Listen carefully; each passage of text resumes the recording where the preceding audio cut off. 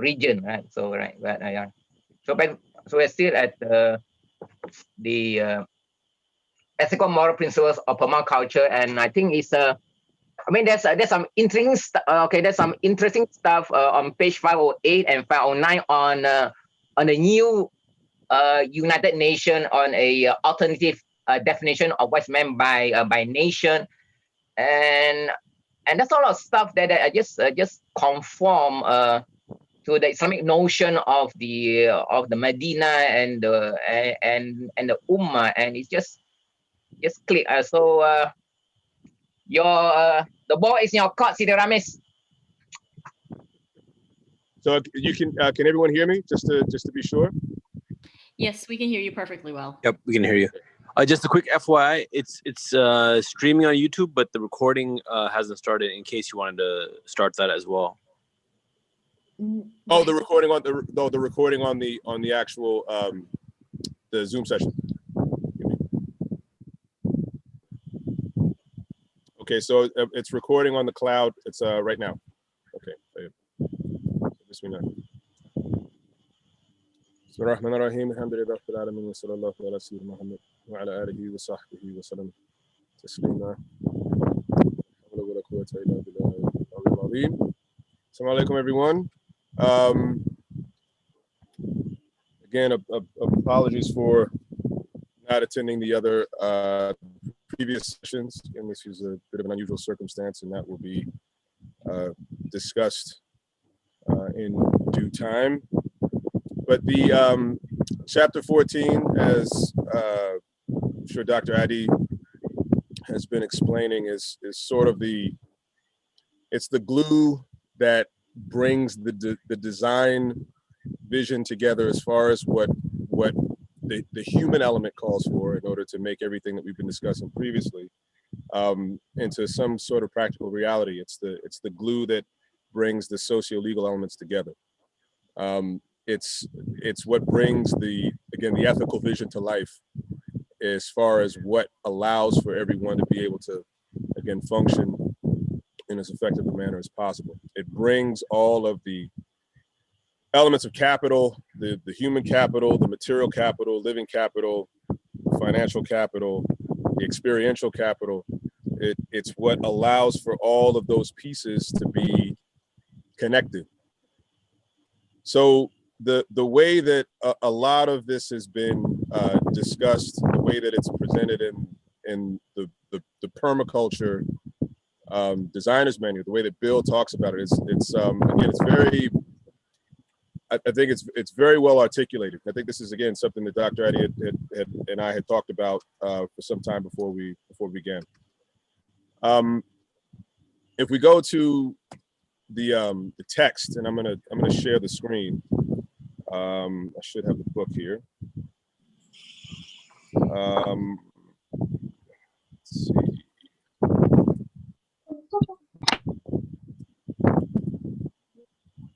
How many of you folks have a copy of the text? An electronic copy? Dr. Adi had shared it last time, but I can drop the link. Or actually, I have the actual PDF. I'll just put it in the chat box. Good. Okay, so I'm going to share the screen so that everyone can actually see the electronic copy of the text. So we're looking at pages 508, 509, and 510. So 508.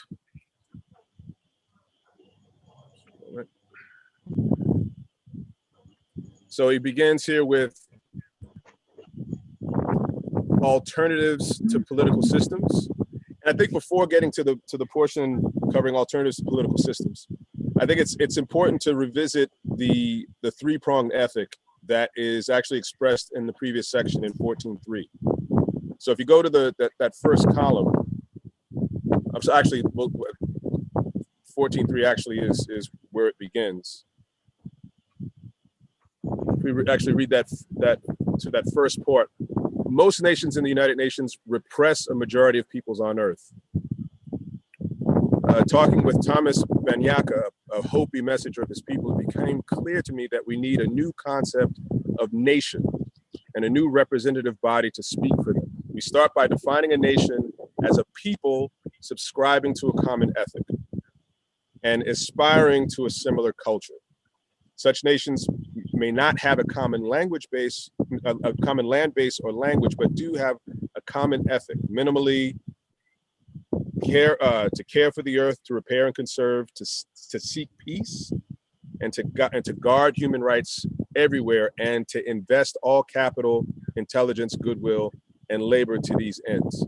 So again, bringing the three-pronged ethic that really shapes the permaculture vision, which informs the development of and the articulation of the permaculture principles, and then provides it some structure to be able to be applied, right? So care for the earth, care for people, reinvestment of the surplus that allows for the first two to be meaningfully manifested. So the idea of being able to have a nation be created on the basis of having a common ethical sensibility is, I mean, it sounds a lot like what you would think that spiritual traditions or religions would ideally, give birth to. That you're not relying on some kind of familial or ethnic identification as the means of binding people together. That there is an ethical sensibility that, regardless of where you're from, regardless of what family you're born into, that this is the thing that proves to be the most powerful motive to form connections with people. This becomes the basis upon which we are able to create the basis for community. And I remember the first time I had a chance to read this material, and especially after, again, having an opportunity to become Muslim, this immediately, spoke to me as what I would think would be understood as a basis upon which for a community to be formed. And but apparently this isn't necessarily a shared view, because we unfortunately see this idea of there being an ethical sensibility not actually it's not what motivates or animates connections being made with people. So immediately hold on, I think so immediately what came to mind with reading this is the hadith, for instance, that states none of you truly believes unless you wish for your brother what you wish for yourself, your brother, your sister. And again, the clarification on the meaning of the hadith wasn't, again, someone who is from the same again religious tribe as you are, right? This is the common interpretation of that statement is that this is to be shown to your fellow human being. And by extending yourself to people, by sharing this common sensibility of this enlightened self-interest in being sure that others are taken care of, this ensures that you will be taken care of. And I think this is sort of the ethical fractal that motivates or that informs everything that we do. And so I think it's a very powerful basis upon which to have these discussions about how we go about creating communities on a common ethical basis, as far as a common ethnic basis, right? Siramis? Nam Sidi. Yeah, I'd like to add, because it's interesting, he said that a nation as a people subscribing to a common ethic. Now, ethic, and he did not say a common creed or common doctrine, like in terms of a creedal doctrine. Exactly.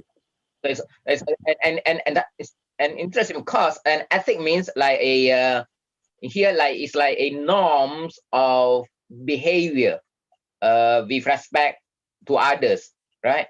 So regardless of your private faith, right? See, and that's in the same cause. Like for example, like the enclosure of the commons, right? There were like England. They were all like Protestant, Anglican, and they're all the same white race.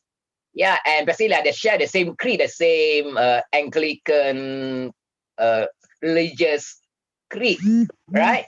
But when it comes to a common ethic, like no, I mean there's a lots of oppression that can happen within the same homogeneous creedal or faith. faith. Well, So, you know what's funny about I mean, so that means just because you are the guys, all the people here are of the same religion, that does not it does not necessarily follow that they share a common ethics in terms of like a common good ethics.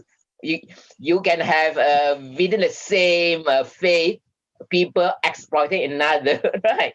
So what's funny about that though is I think, I was going to say that I mean living in England for the past 11 years, the fact that what you just said apparently wasn't enough for the British to find a way to sort of ban all of these peoples that would again are identified under that umbrella. It wasn't enough to prevent them from exploiting each other. So the English, generally speaking, are seen as being sort of the villains in all of this, right? Doesn't matter if you're Welsh, doesn't matter if you're Irish, if you're Scottish, even among the English, like if you were Cornish, for instance, the Cornish actually count, they sort of count themselves as being separate from the English. They actually count themselves as being Celts. So all of these people were sort of put underfoot, as you said, when you started to have kind of the partitioning of different areas of the country and the privatizing of what was at first common land. Regardless of the fact that they supposedly had a common faith that was practiced throughout the British Isles, again, it wasn't enough. So it is very interesting that the religious identification, in this particular instance, creedal identification, does not imply automatically that you have a common ethical identification. So I think it is fascinating to see that there is sort of a bifurcation. There's a separation between those identifiers. Yeah. And it's actually what's also interesting is you see this on repeat throughout Europe. You certainly see it between the Protestants and the Catholics, right? And then, and this, in large part, was the basis for a lot of the disputes that you see throughout European history. The fact that there is this barrier between Christians that had different creedal understandings, and unfortunately, we see the same thing among the Muslims. So bringing it back to a common ethic, having an ethical identification, is sort of a very powerful alternative that I think we more and more have to explicitly point to as being important, as a means by which to bind everyone together and to recalibrate, right? To recalibrate how we go about creating bonds with one another.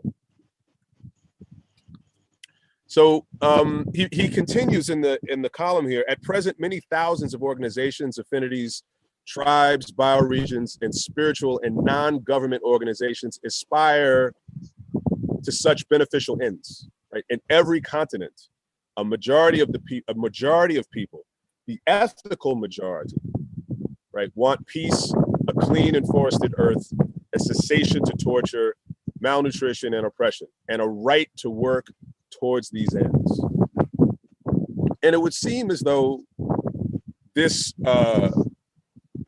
ought to be obvious. I think one would need to ask what is preventing us from being able to actually notice this, to realize this, and then to be able to realize it to the extent that we have a strong enough belief in this ideal to act upon it. And it is rather a curious phenomenon. But perhaps it's a case of if things become uncomfortable enough and if it hurts bad enough, then maybe we'll start to change things. So it would take very little additional organization for these groups to meet together, count their numbers, and recognize each other's rights. There are, for instance, far less paid up or active members of political parties or oppressive societies now that there are organic gardeners whose life works seek peace and plenty. As groups discuss and accept the minimal ethic above, they can quickly proceed to recognize each other. And again, I think a great deal of what has kind of brought a lot of us together is a sense of the fact that there's too little of there's too few or too little of our. There's not enough of our lives and the type of work that we do. Again, that appeals to these sensibilities, and you obviously feel that there's something missing. And I mean, I know I found a great deal of relief in being able to see these ideas articulated and an attempt to actually act upon them. There's actually an attempt to try to revive again these ideas which at certain points in history we were able to see at work. I'm not sure if this was something that has been discussed in the last few sessions, but looking at some of the texts that had been mentioned in the earlier sessions, like the Reconstruction by Way of the Soil text, the Dr. G.T. Wrench book. He talks about eventually when he gets to Moorish Spain, he talks about what was developed in Moorish Spain. I think what's very interesting about after he gives an account of what had happened in Moorish Spain, he goes into the following chapter. It should be the 22nd chapter of the book, and he because he was so intrigued by the developments of the history of Moorish Spain, what had happened there. He actually goes into the 22nd chapter of the book, and he wanted to find out where did these ideas come from, and the conclusion he had arrived to was that there was something about the ethical sensibilities of the group of people, the belief that supposedly, again, bound these people together and allowed for them to not only treat their co-religionists in this very dignified, magnanimous way, but also people that didn't believe as they did, right? Whether it be the Christians or the Jews or the various other groups of people that were underneath their authority. And he basically gives this abridged account of the seerah of the Prophet Muhammad and the emergence of Islam, because he was trying to identify the origins of, again, this ethical sensibility that informed the system that had been developed in Moorish Spain. And the ethic is really similar to what you see expressed here.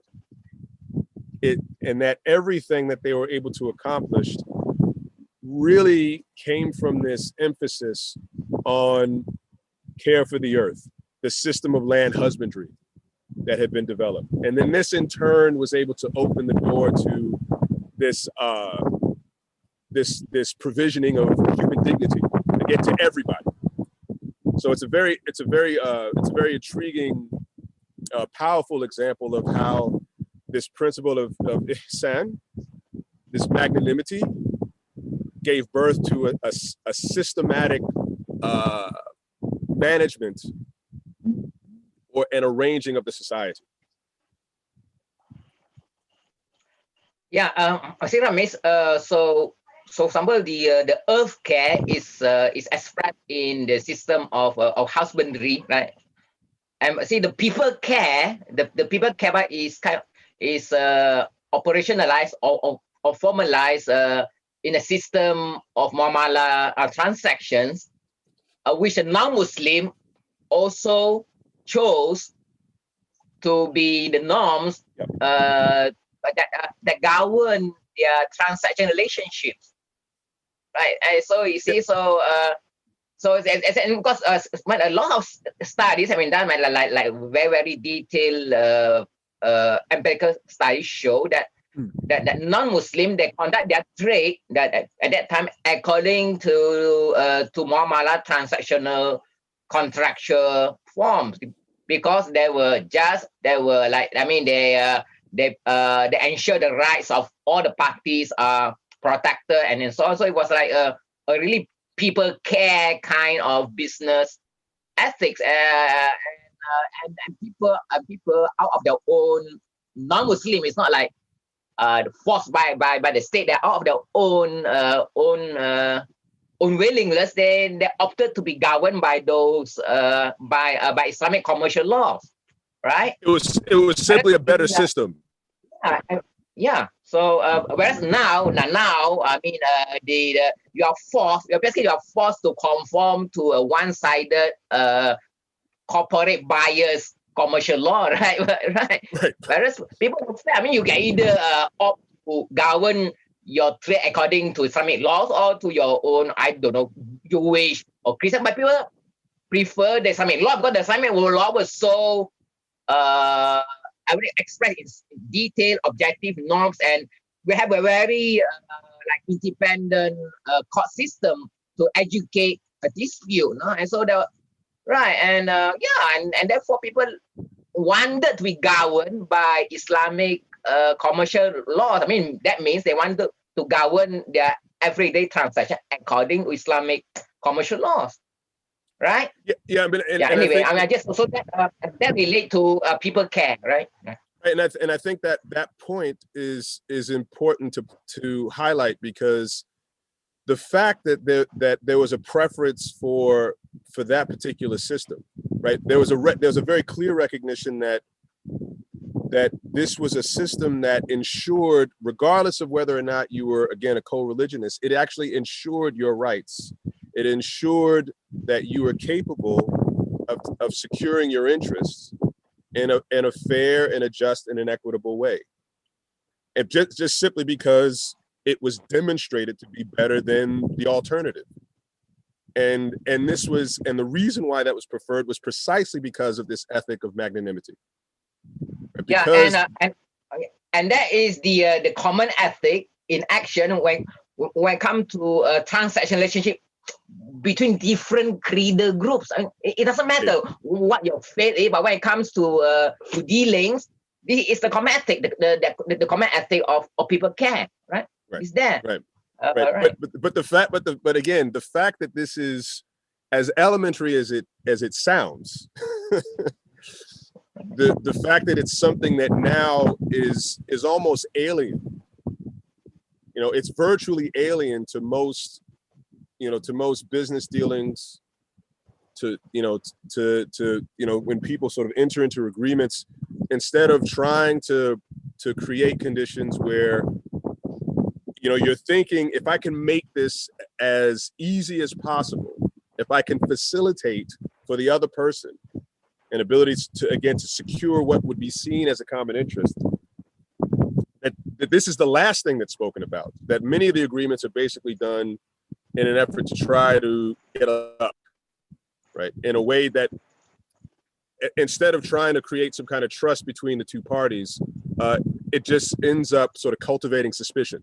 And then it makes it very difficult for there to be some semblance of, again, a fair transaction that ensures, these are people that are going to want to continue to do business and continue to deal with one another.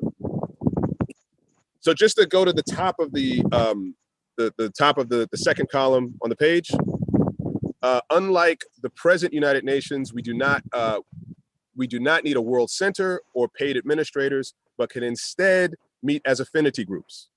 For example, in alternative economic summits, bioregional congresses, tribal conferences, garden and farm design groups, to deal with our specific areas of interest and to make these affinities global in scope. right? By avoiding centralized administrations, we avoid power blocks, and by avoiding tax funding, we avoid inefficiency.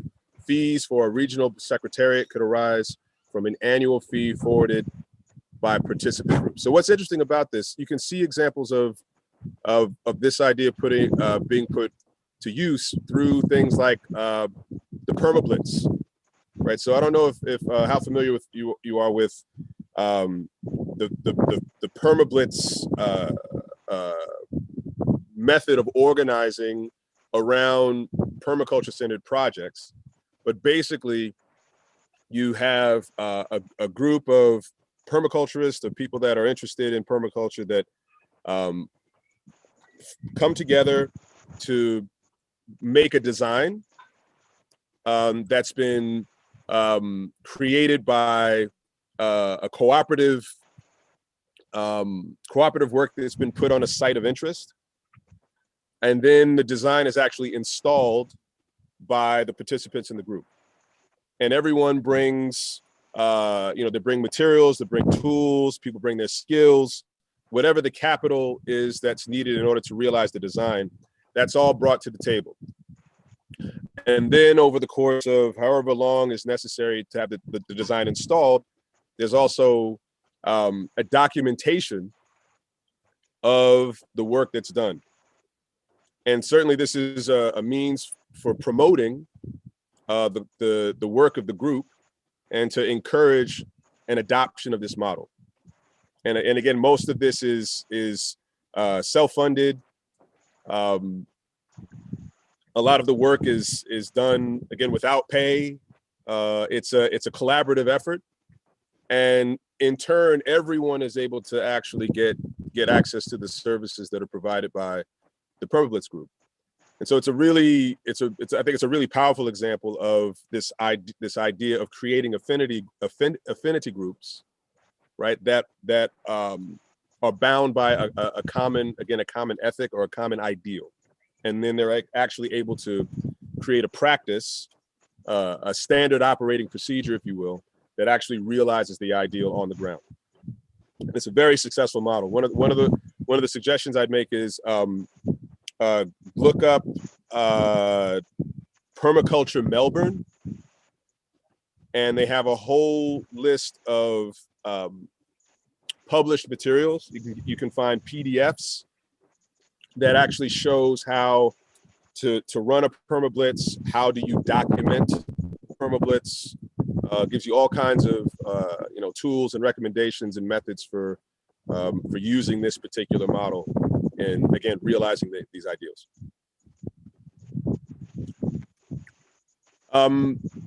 Just going through the last paragraph here. Once continental groups and some global groups have allied, these congresses can increasingly bring in less informed or more remote groups to share resources in an humane alliance. After all, global seed exchanges, technology groups, gardening forums, and the regional groups already meet and are increasing in cooperation. The concept of a global nation is, in fact, very well developed in such groups. And the idea of war or oppression across race, language, or territory is anathema to those allied in good works. The advantage of such alliances is that even isolated people can find global affinities. This is not necessarily true of regional organizations. So again, I'll give you another example of this idea being put to work in a quote unquote permaculture context. There's typically a biannual gathering of permaculture practitioners, and again, people that and permaculture, advocates and people that have an interest in it. It's the International Permaculture Convergence, IPC. So usually they hold this every couple of years. In 2011, I attended the IPC in Jordan. That was actually my first IPC. It was sponsored by Princess Basma bint Ali, a member of the Jordanian royal family. It was held in Amman. And over the course of roughly, I think it was little more than 2 days, we had a number of presentations where people were able to present their work and talk about ideas that were intended to improve and better inform sort of this global community as to what was being what was being done. It's always great having examples to point to, because obviously the goal is to be able to reach out beyond simply this group of permaculturists, that hopefully the ideas can become standard practice. The ideas could actually be considered at some point, quote unquote, conventional. So we had groups from Cuba, the people from India, the folks from the United States. I think of particular interest was the presentations that were given about the work that had been done in Cuba post the dissolving of the Soviet Union. And they were talking about the transition that was being made from the Soviet system and relying on that infrastructure to then creating sort of a homegrown indigenous capacity to be able to meet the needs of Cuban people. And so in making that transition, they used a lot of ideas that actually came out of permaculture design. And so it was really great to see how the permaculture ideas actually made use of in that particular situation, because it was very, very difficult when you actually hear and see some of the accounts of what had happened in Cuba after the Soviet Union dissolved. Actually, there's a great documentary I would recommend you looking up called "The Power of Community."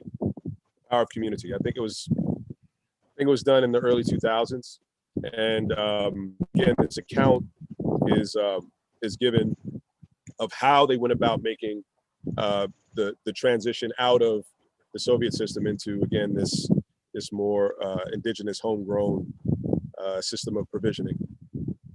I think another great thing about what you see often in the IPCs is, in the case of, again, what had happened in Jordan, we spent about 4 or 5 days in Wadi Rum. And so there was this prioritizing, forming links with some of the Bedouin tribes of the areas that we found ourselves interacting with and staying with. And again, the groups were able to bring business to them, form partnerships. A great deal of what's necessary in order to be able to operate in this part of the world is really built upon being able to create relationships with indigenous communities, with Bedouin communities.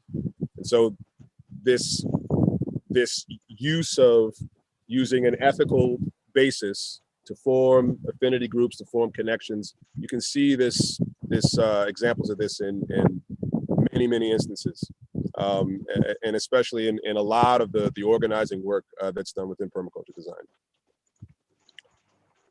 Any before we go to the next section, any questions, comments, observations, revelations, ideas, anything come to mind?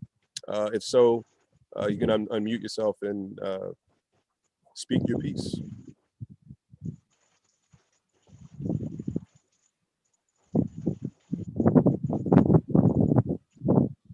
Anyone? Yeah, for example, please. I just have a comment. Yes. I absolutely wholeheartedly agree with his definition as to what creates a nation. And so it feels like such a affirmation, or a validation, actually, a validation and an affirmation of what I believe in. So it feels really good to hear that, not just to read from Bill Mollison, but to, I guess, to be in the company of other Muslims who have the same values. So thank you, Jazakallah khair, for, introducing this concept to me. And, I'm grateful for all of you guys and to the Almighty Lord himself for, bringing this course into my life. So thank you. Alhamdulillah. You see, the problem is that, okay, you and I may believe in Allah, or you have some common creed, but that does not necessarily mean that that either of us is able to translate that creed into practice, right? And that's where the ethics fail. See, right? So I mean, so basically, when it comes to relationship, I don't really care what's your faith. You can be a Wahhabi or a Christian. When it comes to public dealings, we are agree on being fair to each other, right? That's it. What is in your heart, that's between you and your creator. That's it. And that makes things so simple. And that is why Bill Mollison is, I mean, he's so clear. We say that this common ethics said these are minimal ethics. I mean, there's nothing complex about it. It's minimal. Care for the earth, care for people, and reinvest in it, and reinvest in each other. And that was the basis of Islamic cosmopolitanism. Means I have the multiracial, multi-ethnic empire or city-state, even like Malacca, and right. And also in a lot of my, and so maybe a lot of us in our personal experience, because my experience with the Christian in the many interfaith dialogue. I mean that's it. And also with here, I'm working very closely with Chinese non-Muslim natural farmers, and that's it. And we came together, and we are sick and tired of in Malaysia very polarized race-based politics, and we come together and just forget that. I just want to just to be ethical to one another and to be ethical to the earth, and our binding ethic is good food, right? So good food is a unifying. So yeah, and we come together, and yeah, I think that makes it a lot simpler rather than this complex politics of Black Lives Matter and this and that and Biden and Trump. Oh, mess. Just go back to the basic golden rule. And I think if a human beings, I think we can all agree on that. But I mean, and I don't care what you do in your masjid or in your churches or in your temple. When it comes to the marketplace, when it comes to the workplace, when it comes to areas of common concern, we care for each other. Hollow. And that was the basis of Medina. I mean, the constitution of Medina, right? Yeah. So that's and I think what's interesting about what you just said, CD, is again the fact that this now is such an alien idea to a lot of people. The fact that just being able to articulate it is sort of a relief, right? Let alone be able to practice it. So it's just the question I often ask myself, and it's something that I see this, when I teach this class, and I talk to people they're professionals. There are people they're very well educated. I have a woman in my class now who's a German woman who she has a PhD in architecture. She teaches architecture in Cairo, and yet so many of these ideas aren't. Like they don't, they're kind of so far afield for a lot of people that it creates some dissonance. As a matter of fact, she told me earlier today that she has a headache because she's having to rethink so many of the things that she's been trained in the past, and that's not unusual. People say that all the time. See, the thing is, that's the thing. We have been brainwashed into thinking that education equates reasoning skills, right? Education does not equate that. Education simply means that we've gone through a system and we've been brainwashed enough that we have excelled in that brainwashing, and we believe that. That's all it means. You've excelled in being able to regurgitate a certain type or mimic a certain conditioning. Right, exactly. You have excelled in regurgitating, or you respond to a stimulus in a way that you have been brainwashed to respond. That's what it means. And people think that because they have a PhD or a JD or an MD or whatever, or MBA or whatever else from Oxford or Harvard or wherever, that they are better than somebody else, that they know more. And that's not the truth. And that, I believe, is the key to starting to see the truth. Yeah, I mean, it's funny that when that probably one of the most difficult things for a lot of people to do is kind of unlearn, to unlearn a lot of unlearning. Exactly, it's the unlearning. And this is the thing that creates the headache is having to actually think or rethink these things that have been put into your mind. And this is where the dissonance and the difficulty, begins to enter into the picture. But but there are a lot of people who, again, they've arrived to the point where they feel like, I have to challenge this, and I need to find something else, because I've kind of reached the end of what I know, or what I've been trained. I've kind of reached the logical end of where it leads to, and there must be something else for me to get into, because this can't be it.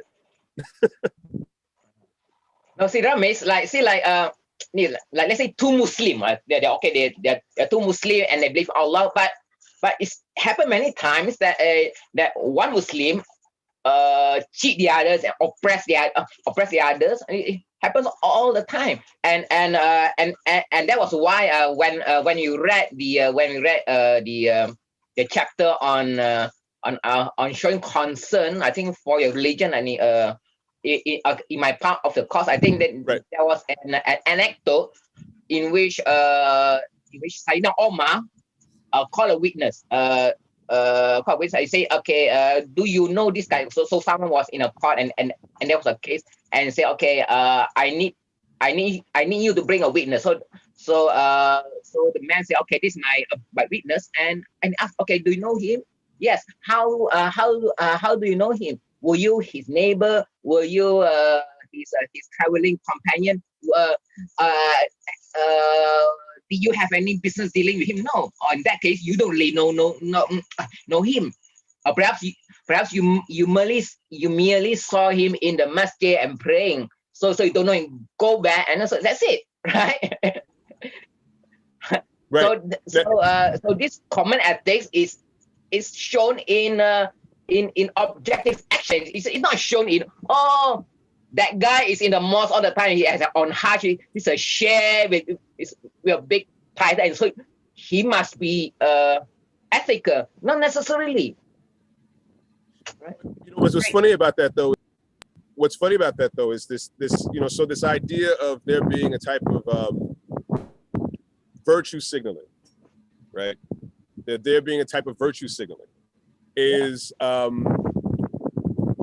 actually common practice now as far as religions. There was the book that I think I mentioned this to you some time ago. This book by IGE-PEARL called I think it's called Jihad and Company. So it's about Islamist power in black markets. I think that's the name of the book. And she was talking about how this common, quote unquote, the common identification under the creed, Islam, was a virtue signaling to other people, especially business people, right, who found it very difficult to operate in environments that were ruled by ethnic affinity groups, by identification with clan and tribe and certain ethnic groups, and that this made conducting business, right, and having some kind of easily facilitated economic activity, it made it very difficult, very costly.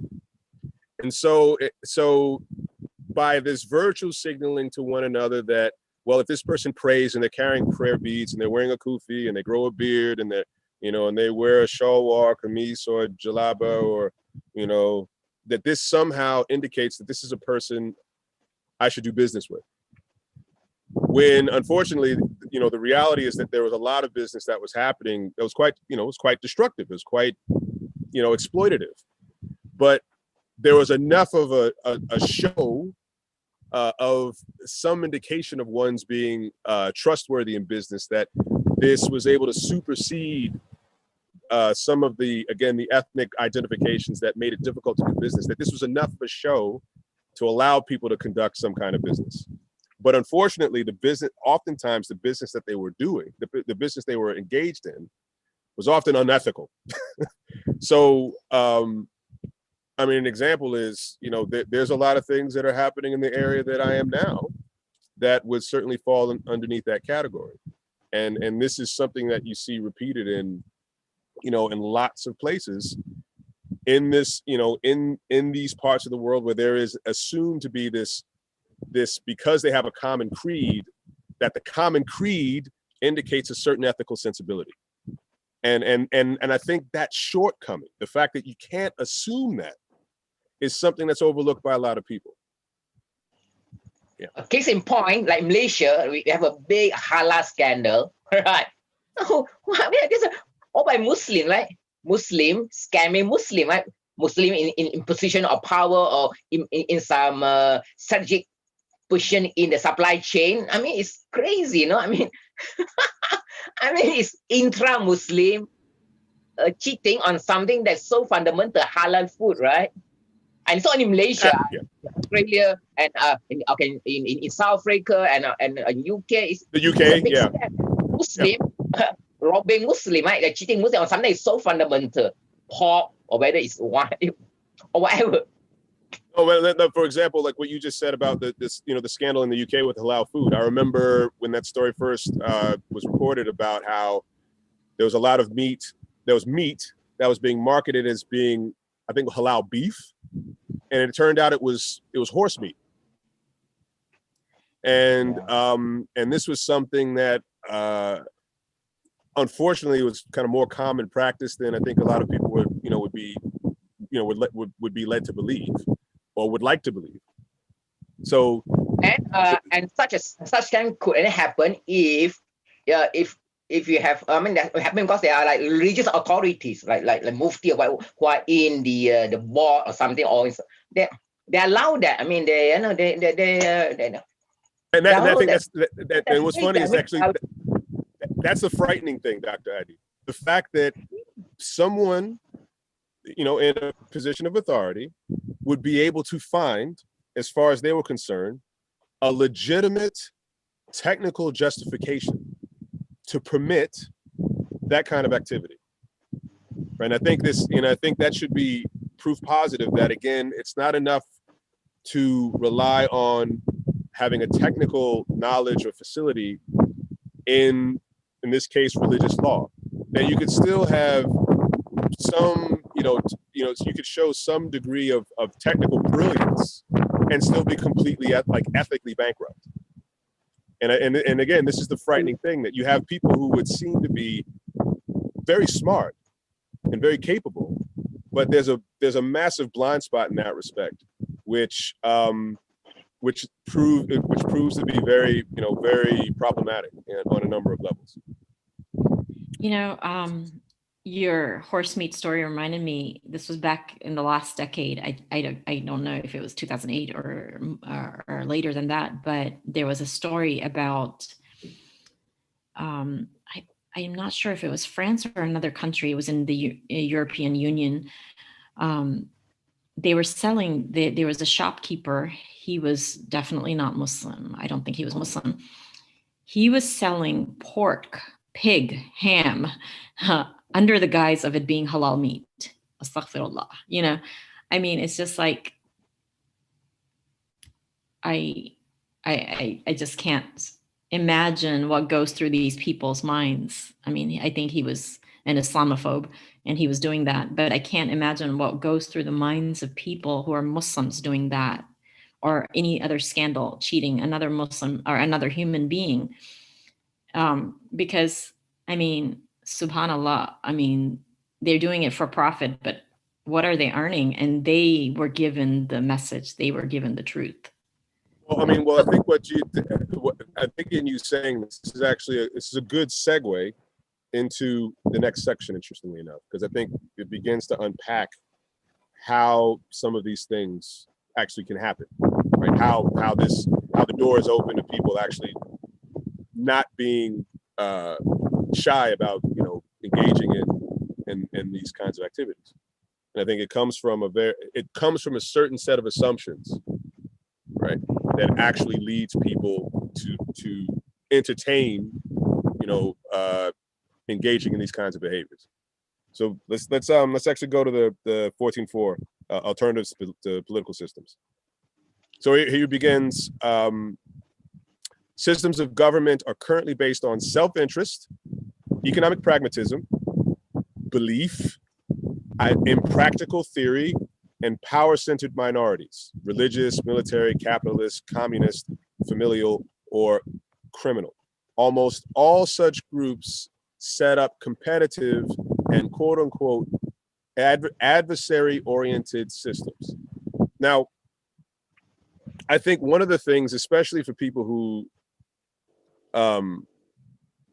would like to think of themselves as being, you know, sort of religiously oriented, or are using some kind of religious or spiritual orientation to inform, again, how they go about doing things.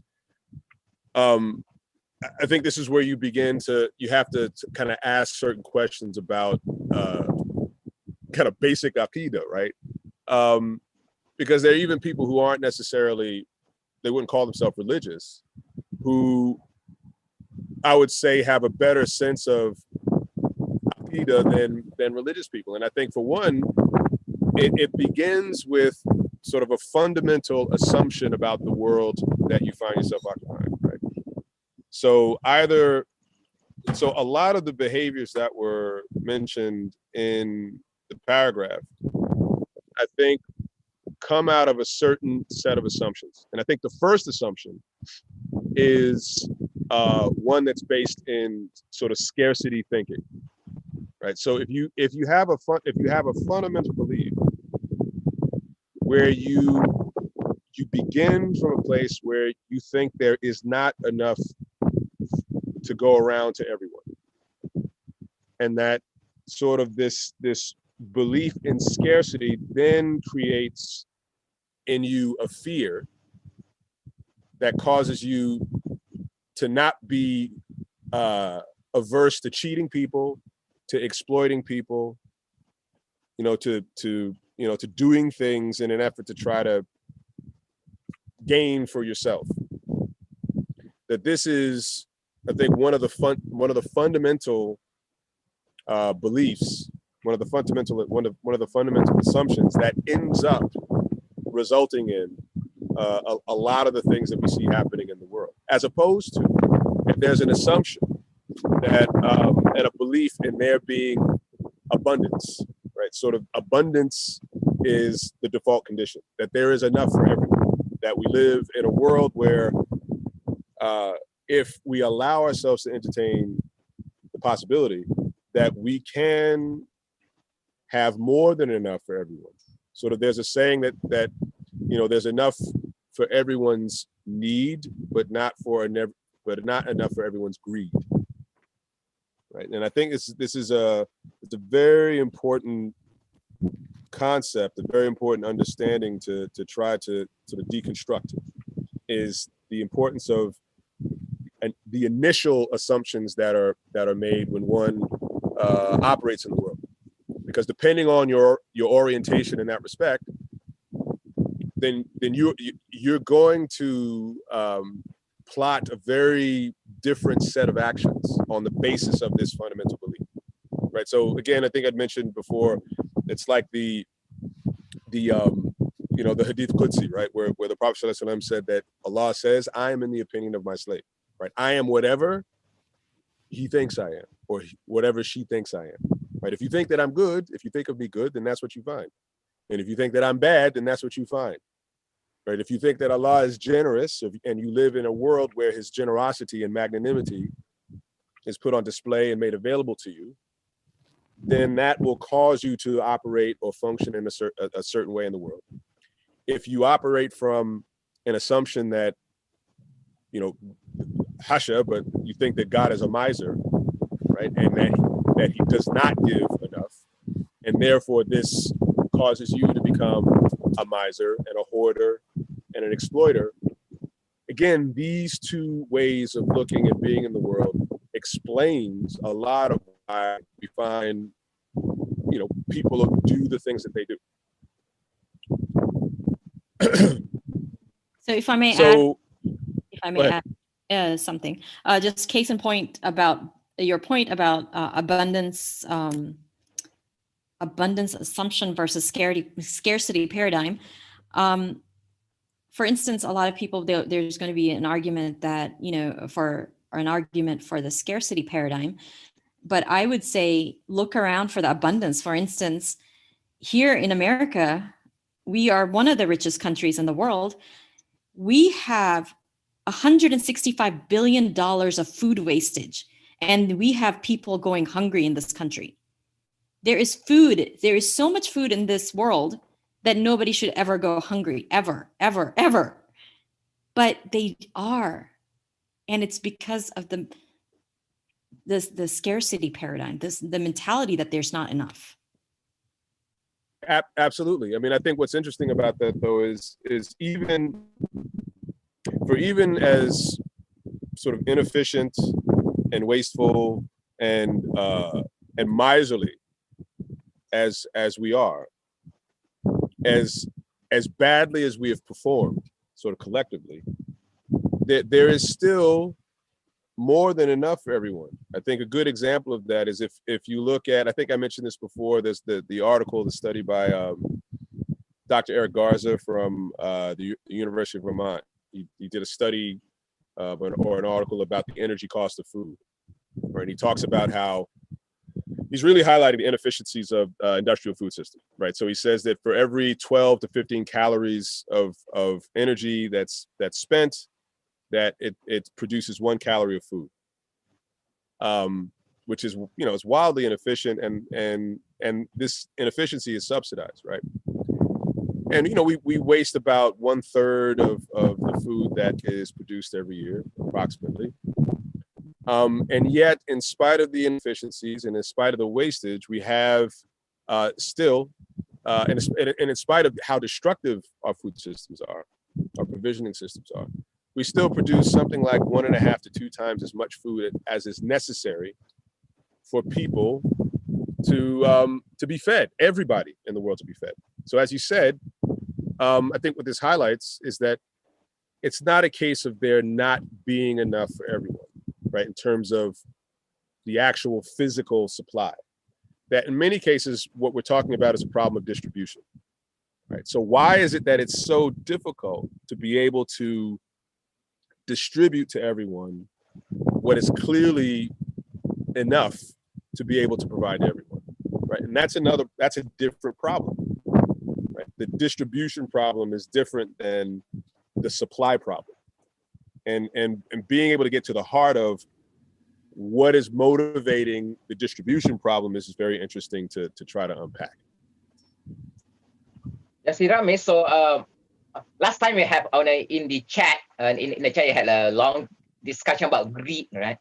So structurally, like a scarcity is not some objective fact in nature, right? It's more a reflection of your psychology. So basically, scarcity is a function of desires taken to extreme. So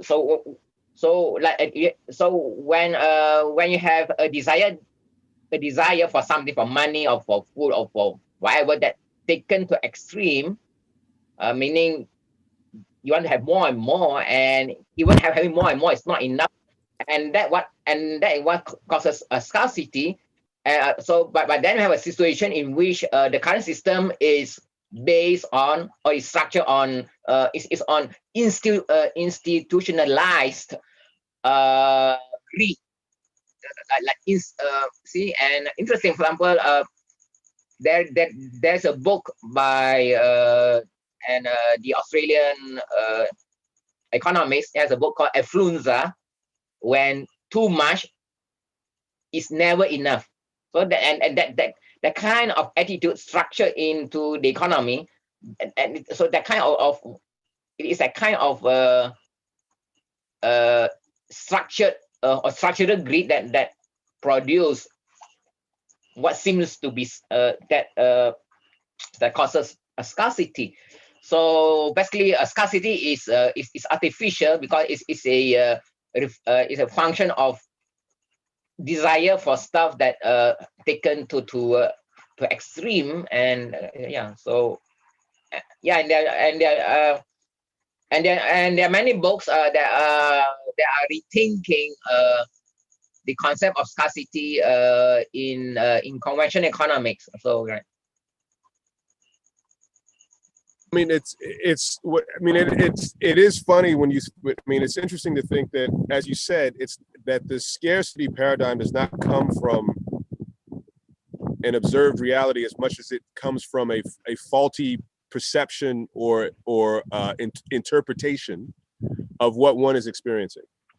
Yeah. So, you know, the separation between the fact and one's perception and interpretation of, again, what they believe themselves to be experiencing, right? The filter that they're using. So, you know, I think before I had said, I had said something about, you know, citing that hadith, the hadith Qudsi, that if Allah is as his slave perceives him to be, and the hadith from the Prophet ﷺ where he says that, you know, actions are by their intentions. So if actions are by their intentions, and Allah is however you perceive him, right, and the world is however you perceive it, then what are the opinions, right? What are the opinions that inform your intentions, right? What are the opinions that inform your intentions?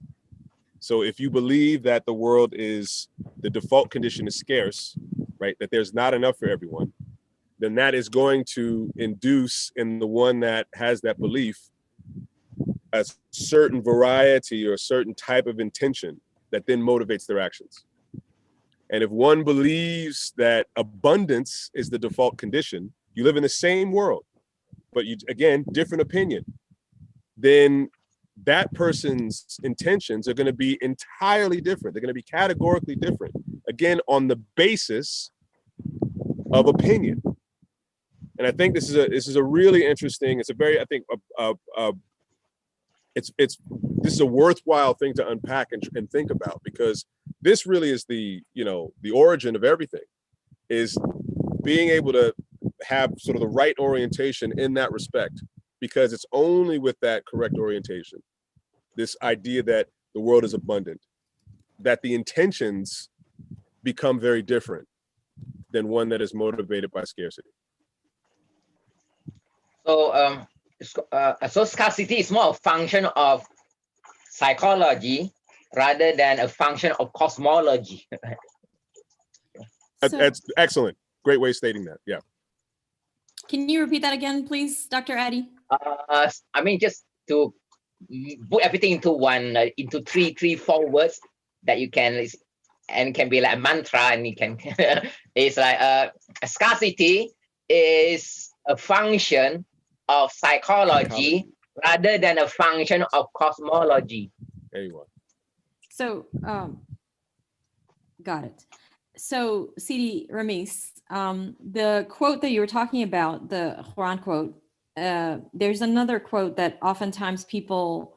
Oh, it's a hadith. I was quoting hadith Qudsi about the opinion, about first. Yeah, the opinion of Allah subhanahu wa ta'ala. Yeah, and then the other one was just hadith. Yeah. Yeah. So there's a quote. There's another quote that is often quoted by people. It's a Quran quote. It's something to the effect of, Allah will not change the condition of a people until they change themselves. And in my opinion, this is just Yasmin opinion, pontificating.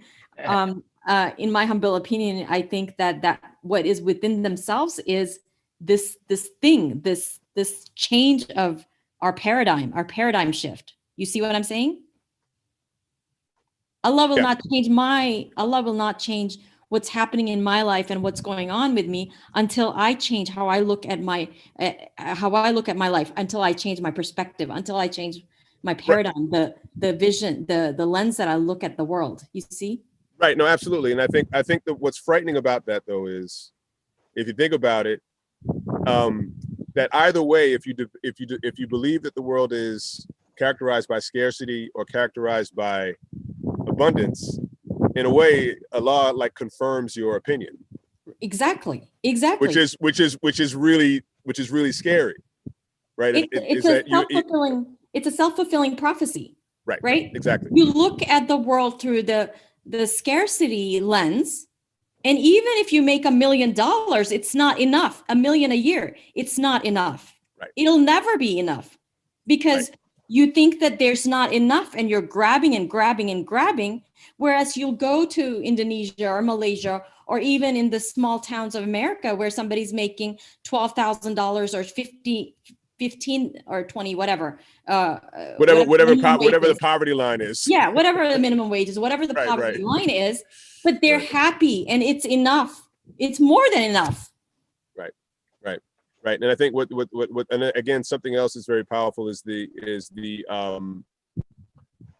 ayah from Suratul Ma'arij about, you know, how the human being was created anxious, right? And that when he's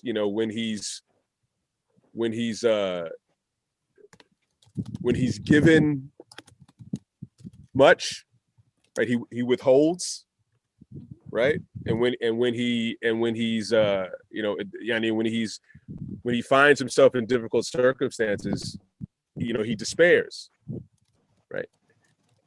And then it goes into an explanation as to what people are actually exempted from this condition, right? He said, except for Naam Sidi. Brother Amis, I totally agree with Sister Yasmin. For on an individual level, this is the normal, like, you know, mindset and perception. But on one hand, it's very positive. If I'm running a charity, I should never think that it's ever enough, and I need more and more people to be part of giving. And if you're running a charitable institution for orphanage and all that, so we should have that mindset. There should not be a limit in giving out or working hard for my charity so that, you know, people can give more and compel more. So I was just looking from that institutional angle. May I answer that? I mean, after a CD or me. Go ahead, Yasmin. Oh. So I think, so in my opinion, I think that you can look at it from a different lens, right? You're running a charity and you can say, subhanallah, this is enough, knowing fully well aware that you can have more and there is more to get, but having the gratitude of saying, alhamdulillah, God gave me this much so I can help 15 people. May Allah give me even more so I can help 15,000 next month or whatever, 30 people or whatever, right? Something realistic. But I think you don't need to say there is not enough. This is not enough. Like if you look at it and say, this was provided by God and it is enough to do X, Y, and Z, and I need more to reach more people. Thank you, Lord. You see what I'm saying? I totally agree again, basically with your point. But if I am part of an institution and I've got so many volunteers, I never tell the volunteers that enough is enough, that they have to make sure that conscious effort to basically go and reach out as much as you can. Because if I did bring that mindset that, you know, okay. I think what you and I are talking about are two different things. You're talking about the physical realm of the actions, and I'm talking about the mental, emotional, the spiritual realm where the heart is. Mental and emotional is more private. Basically is more private. It does not really impact the outside. I'm worrying about the impact on the outside, that on one hand, this is a problem for different societies and nations and even individual level, that never enough is enough. But on the other hand, on an institutional point, people basically should almost have the opposite mindset. Individually, they should be thanking God, but they should be striving, or the volunteering team and all that should be reaching out, because there is always because as an institution, you're conflating, you're confusing gratitude with actions. You're conflating. Okay, astaghfirullah, please forgive me. I had like 7 different thoughts coming into my head at the same time. I've lost my train. So give me one moment. What you're saying, you're confusing 2 things. You as an institution. If I may interject. Yes, please go ahead. I just wanted to be able to refer to the ayah that I was quoting. It's Surah Al-Ma'arij. It's starting in the 19th ayah, right? Indeed, humankind was created impatient, distressed when touched with evil, and withholding, sorry, I just lost my place.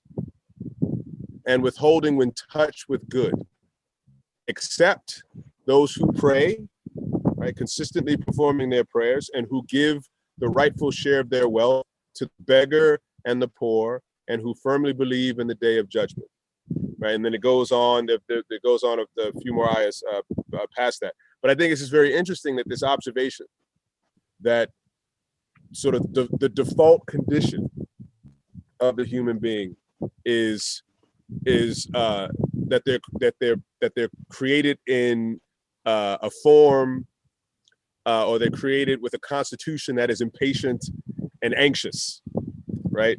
That they're distressed when evil touches them, and then when they're given good, right? When they get something, that they are very reluctant to allow anyone else to be given this thing that has come to them, right? Except for people of a certain orientation, right? And it's assumed that in one's practice, right? In this case, one's religious practice, one's observation of certain, ritual practices, and everything that's supposed to inform how they go about doing those things, that these people, right, again, that have a certain sort of ethical sensibility as well, which is supposed to be part and parcel of their belief and their faith. These people are saved from this this condition of being anxious and having a sense of despair and having a sense of, not allowing themselves to be generous, right? And that and it confirms this belief in being fearful and being afraid that they're not going to be able to get enough, and that whatever it is that's supposed to come to them, right, they gotta take from somebody else, or they have to withhold from somebody else. Yeah, I can. Okay, we can relate that verse to two or three other verses. I like to read from here. First, from Surah Abraham, ayah 7 and 8. Ayah 7. It says, وَإِذْ تَأَذَّنَ رَبُّكُمْ لَإِنْ شَكَرْتُمْ لَأَزِيدَنَّكُمْ وَلَئِنْ كَفَرْتُمْ إِنْ عَذَابِي لَشَدِيدٌ. So he says that when Allah when Allah, your Lord, proclaims, if you give thanks, I will give you more.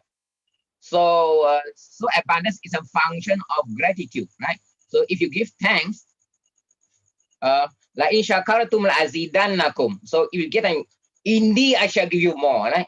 But if you are thankless, then my punishment will be dire, and the punishment come in like anxiety and all kind. So that means that scarcity is a function of anxiety, right? And then there's another verse in Surah Al-Baqarah, 268. It started with 267 and 268, Surah Al-Baqarah. Ya ayyuhalladzina amanu anfiqu min thayyibati ma kasabtum wa mimma akhrajna lakum minal ard. And then it say that all believers provide or give a provision out of the good things that you have earned and out of what Allah has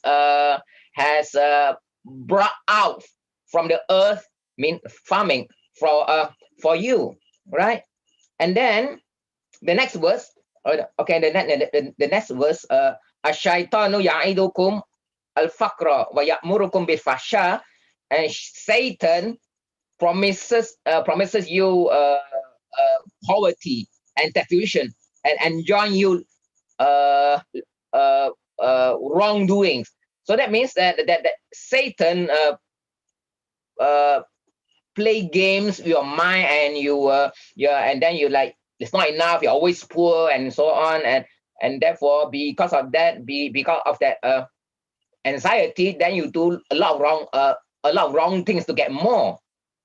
But wallahu ya'idukum maghfiratan minhu wa fadla. But Allah promises you forgiveness from Himself with bounty. So, but Allah promises you, if you do good and you do like tawbah, Allah promises you bounty. So so basically, scarcity is a function of anxiety, prodded by satanic imagination.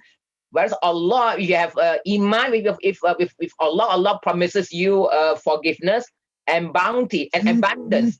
So scarcity is a function of like kufur, right? Because kufur is one meaning of kufur is ingratitude, and one of the meaning of ingratitude is putting things in the wrong use, right? So the wastage is putting things in the wrong use, abuse, and so that's and but if you are thankful, that means you know how to put things in the proper use and show gratitude. Then Allah promises you forgiveness and abundance. So that ties with the words that you mentioned about anxiety, right? And anxiety is a sign of lack of tawakkul, lack of trust in that Allah has promised a sustenance, and all you need to do is just follow His laws and do things in the right way and use things with gratitude, meaning you don't waste things. Part of what I meant by gratitude is not the wasting, it's not the overuse, and to give what is due to the poor and all that. So anyway, so that kind of to make a very short, so we can say that scarcity is a result of anxiety. Finish. Okay. Dr. Addy, I was thinking. Yes. I was thinking that scarcity is a result. Oh, no, wait. Hold on one second. I was thinking that anxiety is a result. It's a function of the scarcity paradigm, which is further confirmed by even greater scarcity once you start believing in that paradigm and seeing that in the world. Yeah, and the same thing is that in the current ribawi system, like in the banking system that created money out of nothing, and this money is hoarded by the banks and by the, so like a lot of artificial scarcity is created structurally in the system, and the artificial institutionalized scarcity further reinforce the sense of anxiety. Right, so everybody is trapped in this matrix of anxiety. It's like a structured systemic institutionalized anxiety. So it's like you're all trapped in this matrix of anxiety. We need to escape from the matrix, right? Matrix, yes. And actually, you know what's funny about that, Dr. Addy? What just came to mind when you said that, and especially the portion about, you know, the reference to in Surah Isra about, you know, the wasters or the brothers of the devils, right? They're the kin of the Shayateen. What's amazing about that, though, is if you think about what happens often with food, with commodified agriculture, that there is not, the concern isn't making sure that there's enough for everyone. No. The concern is that the commodity can sell at the optimal price. So you'll have instances where there'll be a glut of a particular agricultural good. So for example, one of the things that came to mind is you might have a glut of milk. And then what'll happen is, because there's too much milk, and the price of milk, because there is too much, will be driven down. There will be you know, folks who are the suppliers or the producers of milk that will actually be forced or told to pour the milk out. Yep. Right? Because the desire is to control the price. Exactly. Yep. Which is astonishing when you think about it. And the reason to do that, because the companies, they want to ensure their bottom line, right? They need to ensure that they meet the quarterly earnings projection. For the shareholders. And they need to do that because they need to pay off the loans, the banks, right? The Wall Street. So everything is because of this ribawi matrix that causes all this anxiety. The urge to have more and more because the debt keeps on growing, the interest rate, and then you need always to grow, and therefore, and even if in the process of that growth, that financial growth, you need to destroy a lot of real stuff like real milk, real food, because you just make sure that the digits grow. So it just creates totally nihilistic, right? So all this. And the fact that you just said what you said, that statement is that you have to alter reality to accommodate the construct, right? You have to corrupt reality to accommodate the construct, right? Facade. You have to implement this constructed, engineered system that is based on the corruption of reality in order for it to work, which is very interesting. And it's all underpinned. I mean, so scarcity is like engineered. Yeah, it's engineered. And the root. Go ahead. Yes. And the root of all of this is greed. And I think, this is my humble opinion, going back, I mean, if you take that greed back, if you go to the root cause of it, it's shaitan. Shaitan is the one who puts the greed in the hearts of man and makes us see things, makes us see what's not there, and turns, I mean, he says he'll come at you from left to right, top, bottom, everywhere, right? I mean, and greed is one of that. And I don't know if you have may remember what the commentary on the directions in that verse in Suratul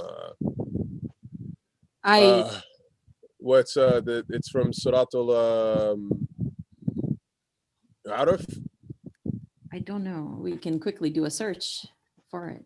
What's the translation of the words? Basically the ayah where Shaitan says that he will attack mankind, right, from in front and from behind and from the left and the right, and you will find most of them ungrateful for the blessings they receive. The commentary on that verse is very interesting. So each of the directions is supposed to represent one of four things. One of them is supposed to be he would cause the human being to doubt the hereafter. Right? You cause the human being to doubt that there is in fact a hereafter. Number two is that he would cause the human being to have to be confused about religion. Right. Number three, yeah, it is Surah Al-Araf. Yeah. So the number three is that he would make sin appealing to them. Right. And number four is that he would cause the human being to have an excessive craving for the things of the world. Right. And then again, this goes back to this, this point that's been made about scarcity thinking, that in an effort to basically follow these Iblisian directives, that this is all based on having what is effectively a bad opinion of Allah. Right. That it's all based on. Yeah. Right. Yeah, that's another verse in the Quran, is because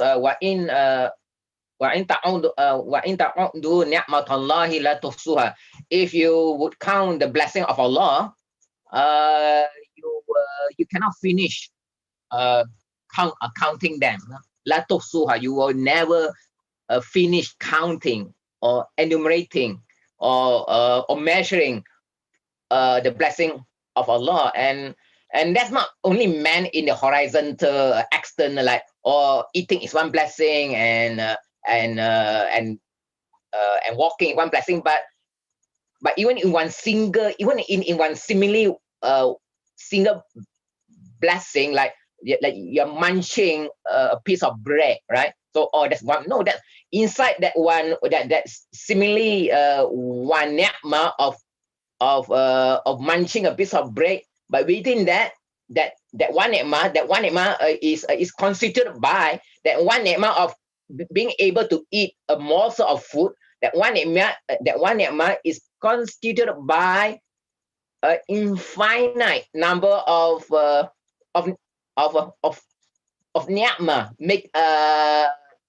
making up that ni'mah of eating, right? And all this is explained very nicely by Imam Fakhr Razi in his tafsir of the words in ta'awud.net motola.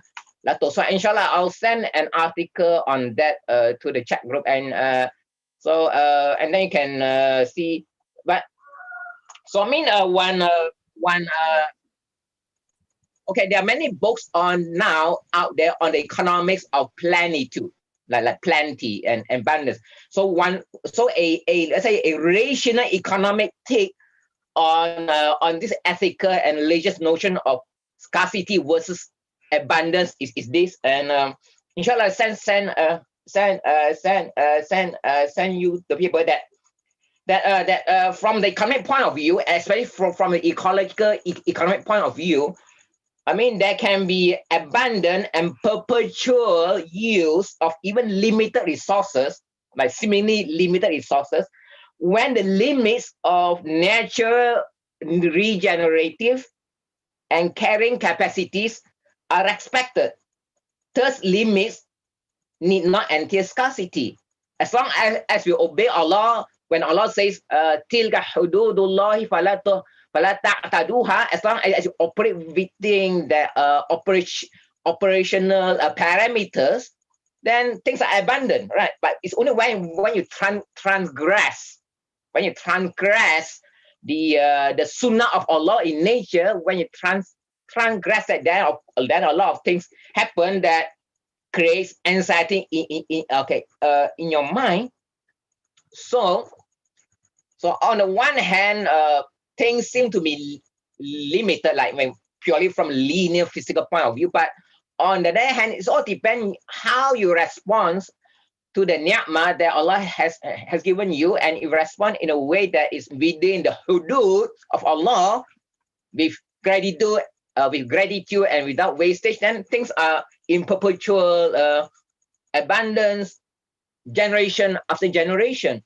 So I mean, we can. It's not just religious, but even from the ecological point of view, the ecological economic point of view, things in the world are sufficient and more than sufficient for human prosperity, right? Anyway, so I mean, there are many ways to tackle this, and not just purely from a religious point of view. We can argue for abundance purely on the basis of economics, rational economics. You know what's funny about this? Go ahead, Shehzad. Sorry. Assalamualaikum, this is Shehzad. I just wanted to, this has been a very amazing discussion and back and forth, and it just, I was just reflecting a little bit, and so on the point of institutions versus individuals, if we go back to the earlier one of the ethics that was discussed, that I think in the current state, our natural status quo is to be ones of profit maximization or revenue maximization, whether it's institutions or on an individual level, like where can I get the best job and the most most income, blah blah blah.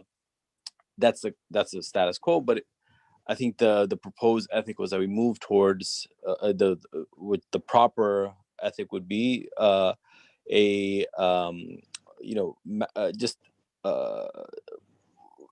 getting what is sufficient, and then the surplus is sent out. I think the same mentality can be applied to even nonprofit or charities in that same regard, because on the one hand, it does make sense that for a charity, they should be motivated by trying to get as many donations as possible, etc. But that can also become corrupted in a sense, because at least in the U.S., I know there's several Islamic organizations that are ostensibly nonprofit, but they operate in a very corporate manner. I mean, they're very aggressive. They're very in terms of their marketing, in terms of even some of their business dealings, very cutthroat, where it's almost like the guise of doing charity veils their business practices, which really don't embody that ethic. Because as an institution, if they were to embody that ethic or actualize that ethic, from my perspective, of, just hit sufficient. If I can hit sufficiency, then the rest of it, okay, that's great. If we get some surplus, excellent. But if you step back a little bit, whatever we're being allotted or given out from Allah is from Allah. Like, whether it's on a personal level, whether it's on an institution level. So if the institution can only do a certain amount of good, okay, that's what Allah had in store for that institution for this year. But I have seen very aggressive Muslim nonprofit institutions operating in that way, which was it was a turnoff for me. Even though they're doing great work, they have great shuyukh and scholars that are teaching. They're doing a lot of good community works, but it left a bad taste in my mouth. It didn't feel right, and I didn't really know how to think about it until I think I went to this class. So No, it's not right. It's just saying that it's that's that kind of way of doing things like the charity and Muslim NGO. That's not even. It's totally not right. No, I mean it's there's no. I mean it's totally not right to do things in that way. Well, I think we were talking about this before, Dr. Adi. I mean, and I think Bill mentions it later in the chapter about how, developing having a new definition, another definition for what would account for aid work. And this idea that true aid, real aid, is actually something that ultimately permits people to have or achieve sort of freedom, right? To be able to actually get to the point where they have some kind of independence, some kind of self-determination. There's capacity building, and effectively the aid that you're providing will at some point no longer be needed, because the aid that you are actually putting forward, or you are providing people, is the means to have the wherewithal to look after themselves. Right. And where, unfortunately, I think a lot of aid work is often dependent on cultivating this product of dependency. Because if you don't have people that are dependent, then you don't have a reason to exist. Right. And no jobs for the so-called aid workers and the managers and all the people pushers in the big aid organization. So the test of really help, they say, I really want to help you, meaning that I really want to enrich you. And once you are rich, you can be rid of me. Hey, well, right? No, that's it. Yeah, that's exactly it. Yeah, that's exactly it. I want to help people because, that's it. Otherwise, you can't enrich people. You help people, and in the process of helping people, you're making them more dependent on you. Then you're destroying them. Finish. Exactly, and that's the mindset that the current paradigm, the status quo, the current system that we live in works from. It's like making people more and more dependent, and creating a market and a demand for something that's not necessary, not even needed.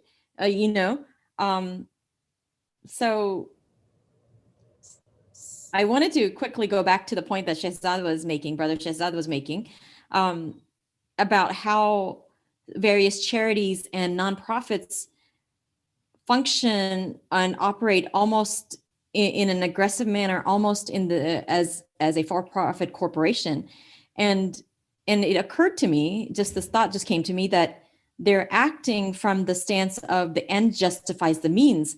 I think their ego probably gets, like, they are good intentional people, right? They're intending good.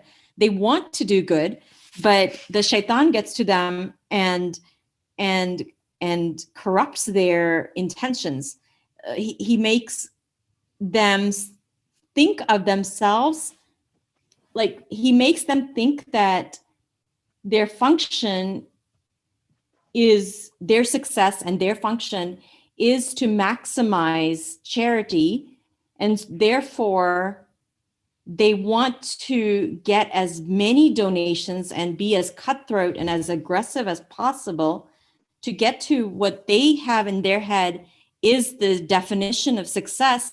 And in the process, they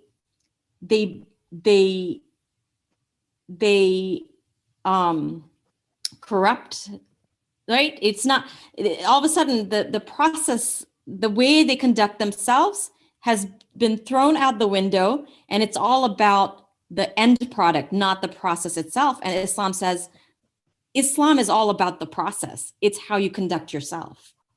Yeah, and also the word charity in Arabic is sadaqah. Sadaqah means to be true. Siddiq, to be true, meaning to be true to your ethics, right? So it means to be true, to realize the truth, right? That's sadaqah. Yeah. Yeah, go ahead, Nabila. Yeah, I just had a quick comment on this, especially about like, charities trying to take as much, that mentality of like trying to take as much as you can. There's something that I've noticed, especially in the community that we live in, me and Shazada and I live in. There is this thing of like giving, like an exhaustion from even the people who are giving money, right? When all these charities start like asking and asking, continuously asking, you're putting a lot of pressure and burnout on the volunteers, and there's also a burnout on the people giving, because you keep giving but you may not see what's happening with that money, or you're not seeing where is this what is happening, and why is it that every year during Ramadan, like the same thing, like what's happening to all the money that we already gave, right? Like, so I think that's another part of it, is like you end up losing the trust of the people that you're trying to quote unquote serve. And then there's another thing that I just thought of, as Sister Yasmin was saying, talking about the intentions. There's just a quote that Ustad Hisham Mahmoud, he says, and it just came to my mind, which is the road to hell is paved on good intentions. So Yeah, this is, it's a cliche, that's long been, it's kind of an English cliche, right? The road to hell is paved with good intentions. As a matter of fact, there's a book that was written by a guy named I think the journalist's name is Michael Marin, called The Road to Hell, and it was about interestingly enough, it's about aid work, and in particular, he was writing about the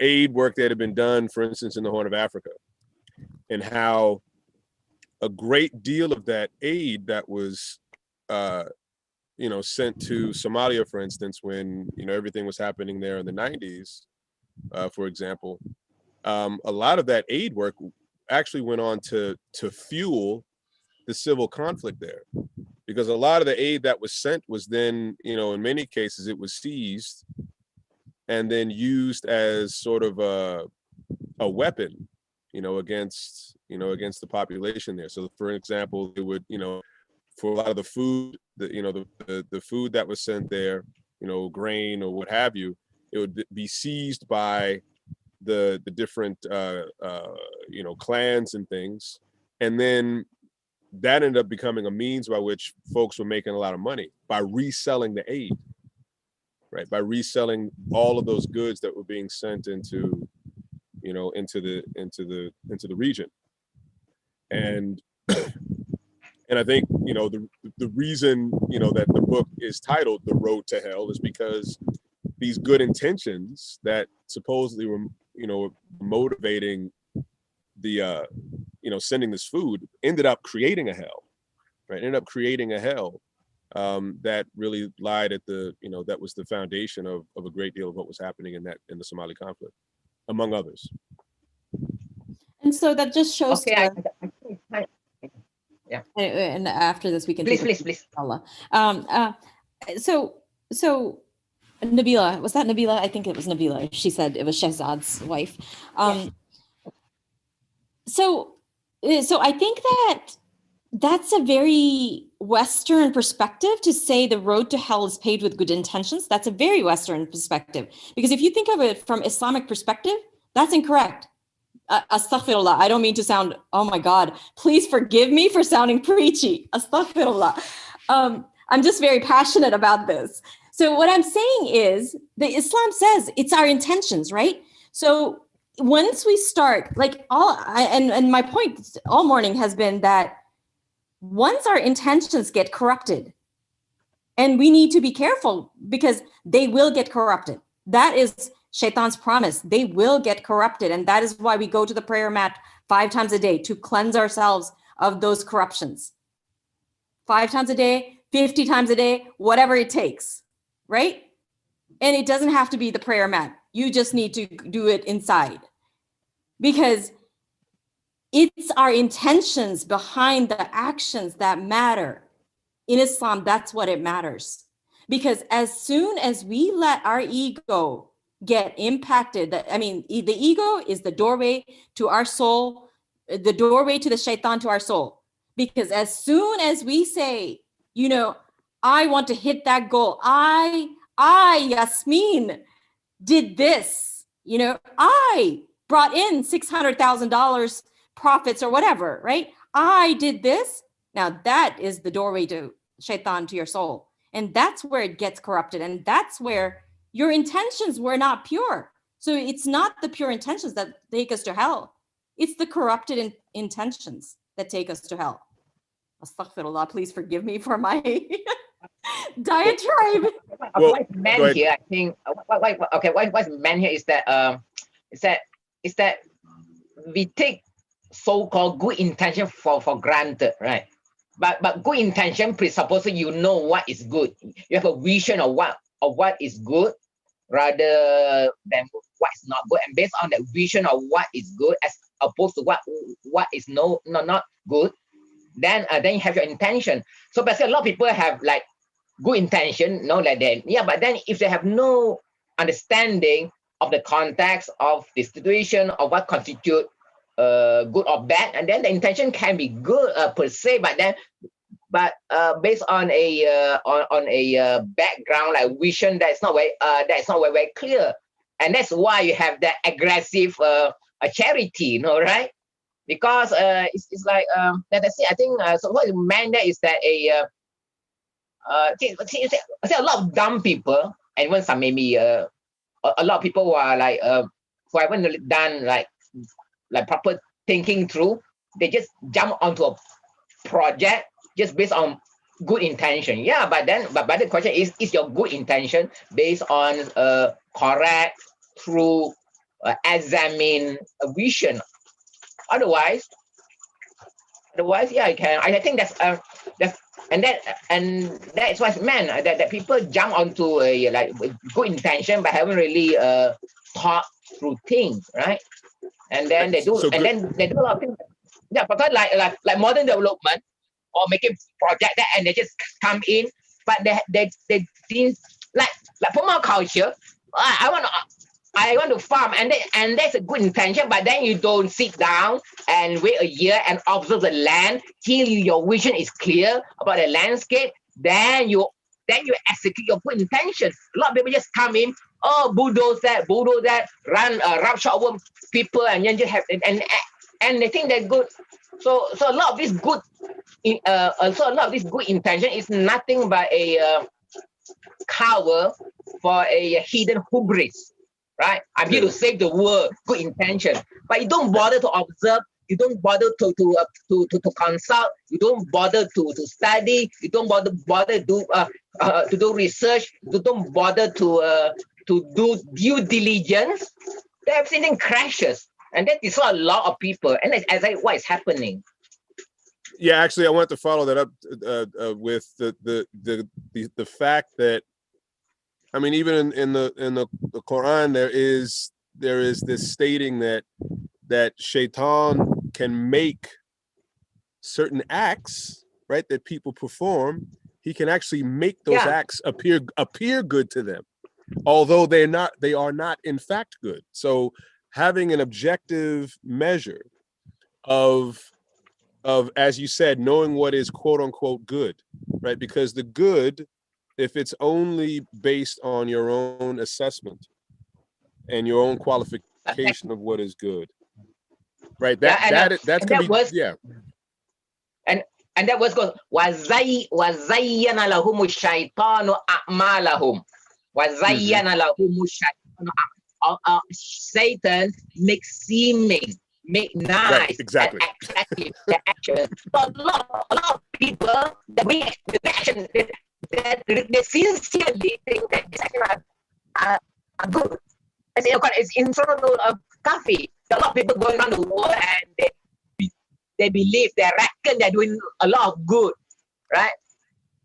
When Right. actually they are like they're destroying the world and they're destroying themselves. It was the end of a coffee. Yeah. So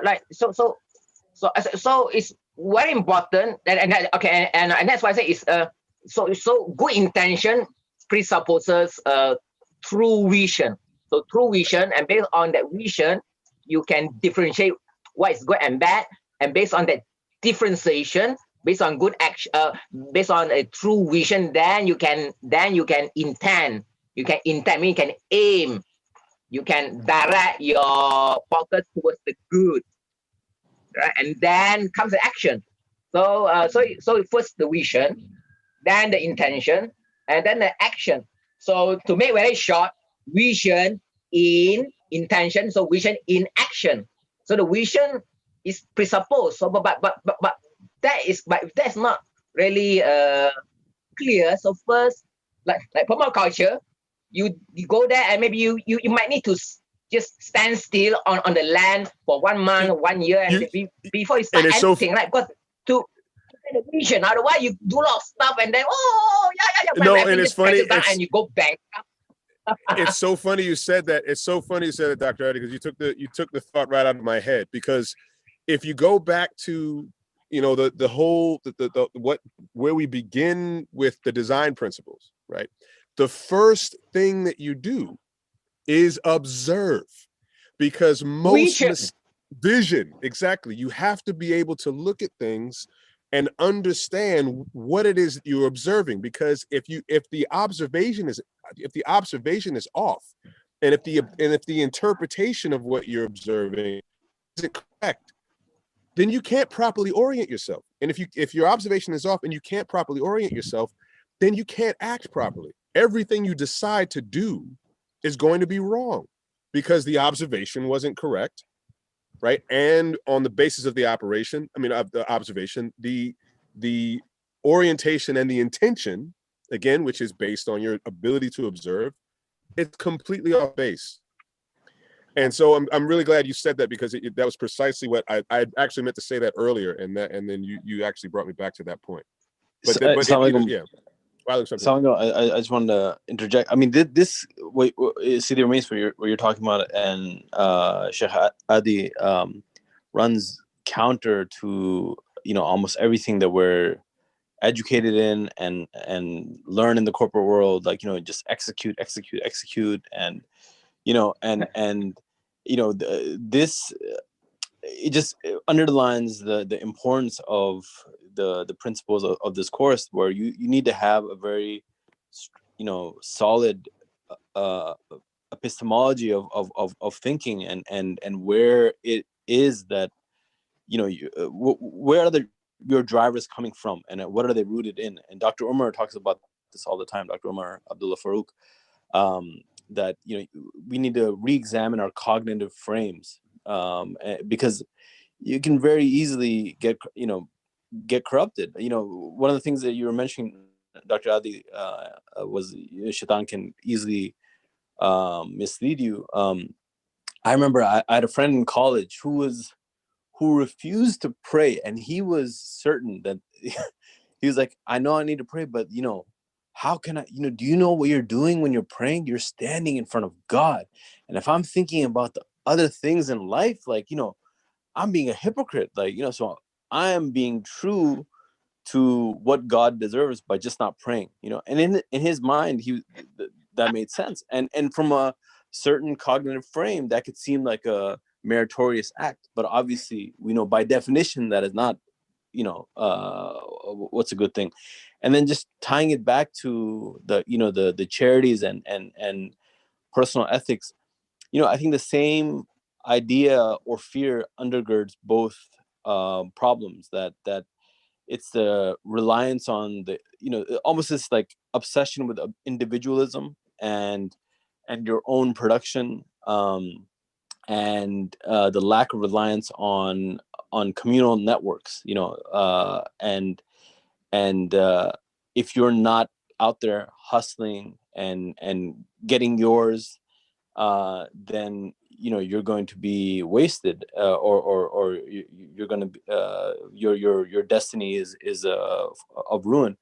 And I think that the same kind of mentality trickles into doing quote unquote good works without much observation, without much like contemplation about what does the community need, is this actually something good, but just that, oh, we want to do a charitable thing, so let's just hop into action. And without doing this kind of analysis beforehand, you can oftentimes go astray from what you aim to accomplish, and end up actually becoming, there's a line in this movie, what is it, the second Batman from Christopher Nolan,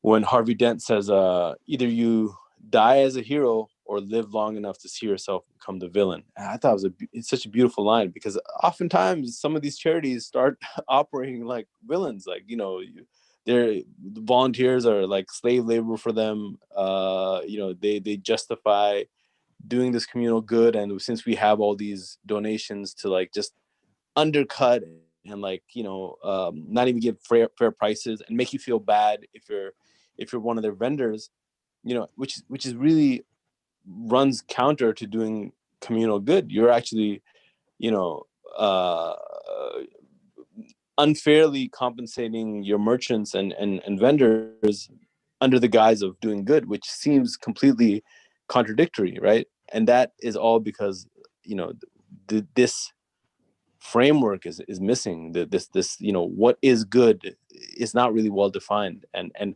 how to do good is not well defined either. So I just wanted to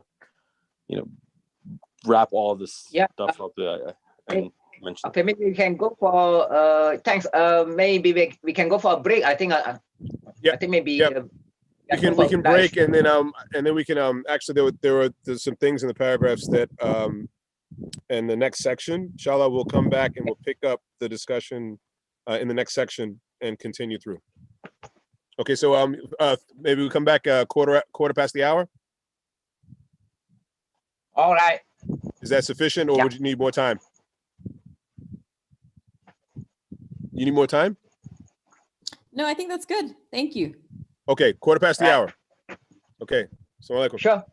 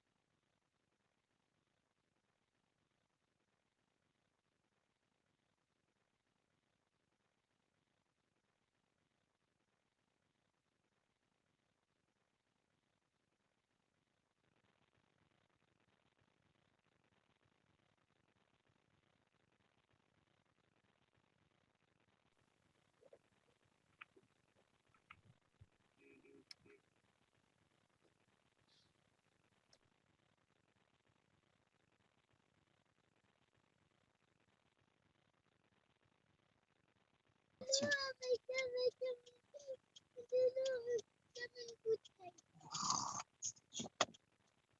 Tu peux pas réfléchir une seconde, regarde. C'est juste parce que tu as envie de mettre un coup. Attention.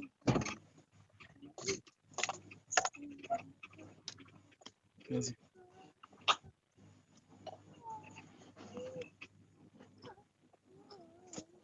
T'as de l'argent?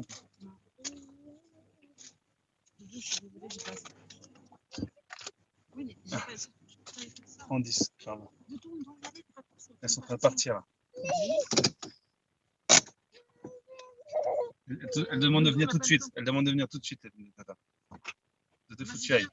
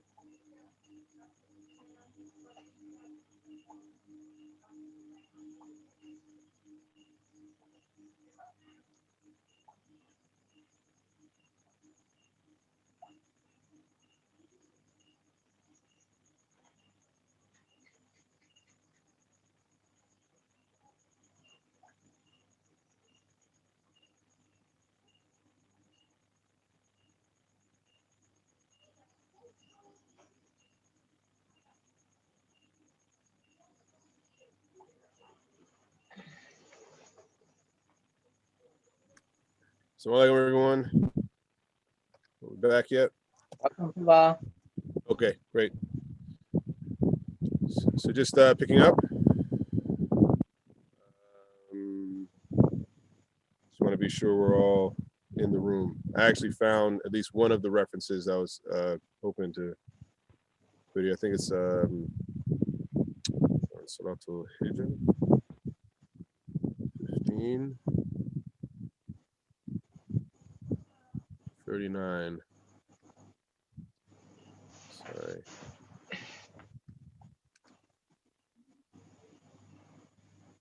Okay, yeah. Copy.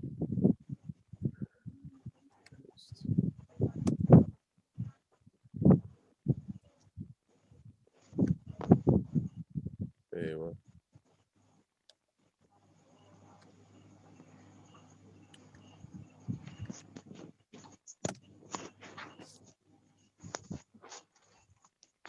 Oh, what's the? No, that actually wasn't the. No, that wasn't the one. Let's see.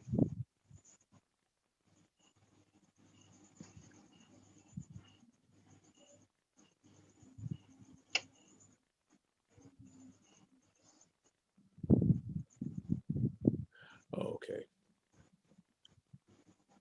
Wrong translation. Oh, wait, well, I'm sorry, Dr. Addy. I thought I put your video on. My mistake. Right. Here we go. So yep, it should be. Yeah, there we go. All right, so we're back.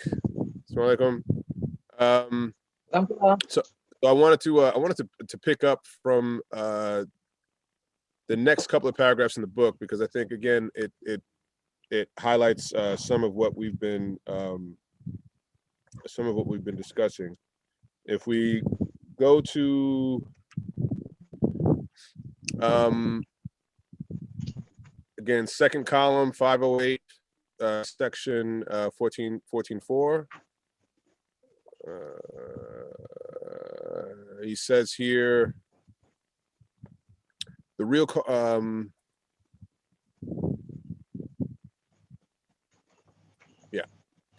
we need to set about in an orderly, sensible, and comparative way a system of replacing power-centered politics and political hierarchies with a far more flexible, practical, an information-centered system responsible to research and feedback, and with long-term goals of stability. And we need to do this in an ethical and non-threatening way, so that the transition to a cooperative versus conflicting global society is constructive, is creative, not destructive. The world needs a new, non-polarized and non-contentious politic, one not made possible by those in situations that promote a left-right, black-white, communist, capitalist, communist, believer, infidel thinking. Such systems are, like it or not, promoting antagonism and destroying cooperation and interdependence. And that's actually a very important word, interdependence. It's a word we use a lot. The idea that if you can create interdependencies, you can create relationships where people are made better for actually coming into contact with each other, right? Not that there isn't just a toleration, right? There's not just a tolerance for one another, that we're actually made better for being put in contact with one another.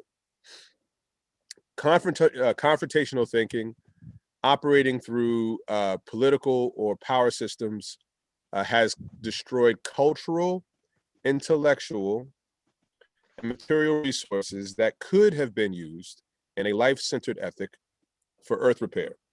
In other words, there's an opportunity cost that is incurred by continuing to insist on this, again, adversarial, oppositional, antagonistic way of modeling the world, right, and determining the nature of our relationships. It is possible to agree with most people of any race or creed on the basis of life-centered ethics and common sense procedures across all cultural groups. It matters not that one group eats beef. This is great. It matters not that one group eats beef and another regards cows as holy, providing they agree to cooperate in areas which are of concern to them both, right? Finding common areas of interest, right? This, as opposed to concentrating on the things that you disagree about. So again, there's a problem of perspective and vantage point. What is the frame of reference that you insist on using in determining the nature of your relationships and your dealings with people? Is it, again, focusing on the things that are not common to you, or actually focusing on the things that you both agree on?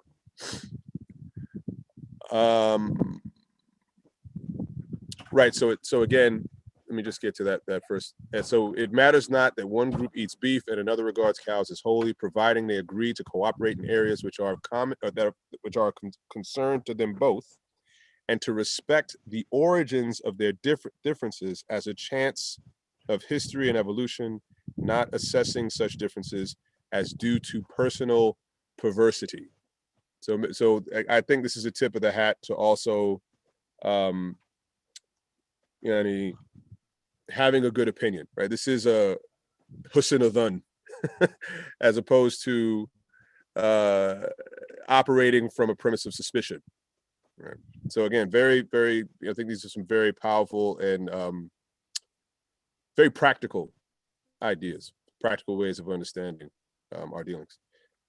It is always possible to use differences creatively and design to use them not to eliminate one or other group as infidels.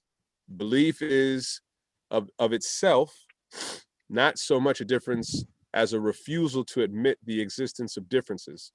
This easily transposes into the antagonistic attitude of who is not with me is against me. Itself a coercive and illogical attitude, and one likely in the extreme to classify all others as enemies when they are merely living according to their own history and needs. And actually, I think these points are really important, because especially if we look at this from a religious standpoint or a faith standpoint. So we're told that Allah could have made everybody the same, He could have made everyone believers, but he didn't. And in part, the fact that not everyone is the same, I mean, again, is an important driver in actually causing us to seek out other people, right? So there's obviously the ayah speaking of how Allah created people in different tongues and creeds and languages and the like, so that they could come to know one another, right? That the fact is that the differences are a means by which for people to be brought together, not for them to be torn apart. It's a very important point. I think it's by virtue of. Go ahead, that CD. was, yeah. Go ahead, CD. Yeah. So that was to know one another. I mean, I think it's so important to go to the Arabic. Is liyata'arafu, and so that's as ma'ruf and urf, meaning.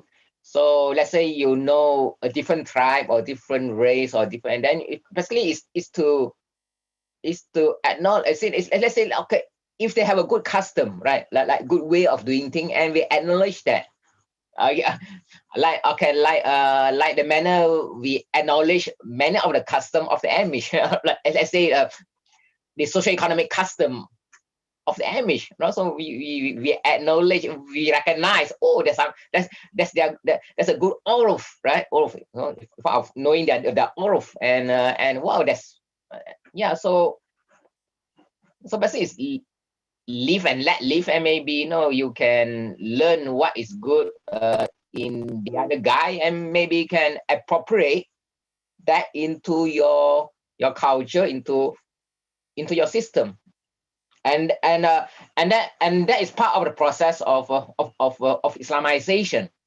meaning, and yeah, so, and it's not yeah, so, and also, and so it's related to ikhtilaf as a rahma, no? You can see, and also in our history you have what he says is basically a mixture of creeds and religion, and basically they're just allowed to do their own stuff as long as the public peace is maintained. So yeah. Anyway, please. Yeah. What I was going to say is, what's interesting is, I mean, even if you look at some of the of a lot of the ethics that are talked about within permaculture design, I mean, that idea is a really important part of the practical deployment of permaculture. First, from the standpoint of, again, observation and perspective, right? Being able to appreciate differences as opposed to attempting to iron out all differences. And oftentimes there's an attempt to try to iron out differences because the complexity like bothers people. Like it forces you to have to operate outside of one's comfort zone. That somehow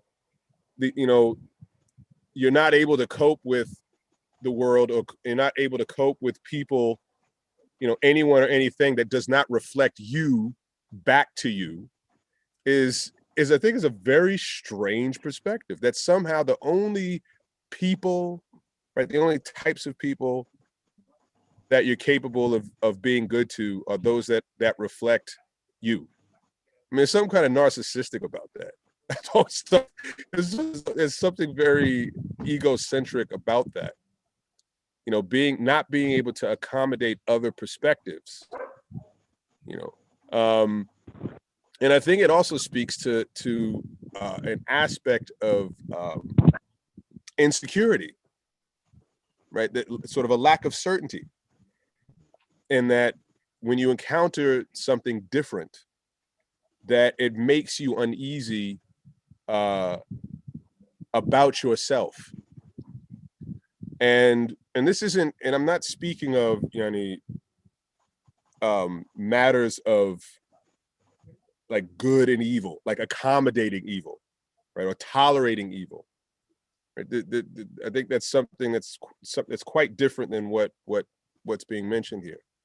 This is about you know, there are other vantage points, there are other perspectives, there are other ways of doing things and seeing things that deserve to be entertained, because it's by virtue of this mosaic of perspectives, this mosaic of custom, or this mosaic of different practices that makes us more complete. It sort of completes the comprehensive vision of how we understand things, how we understand ourselves, and how we understand the world, right? By virtue of the fact that things are different.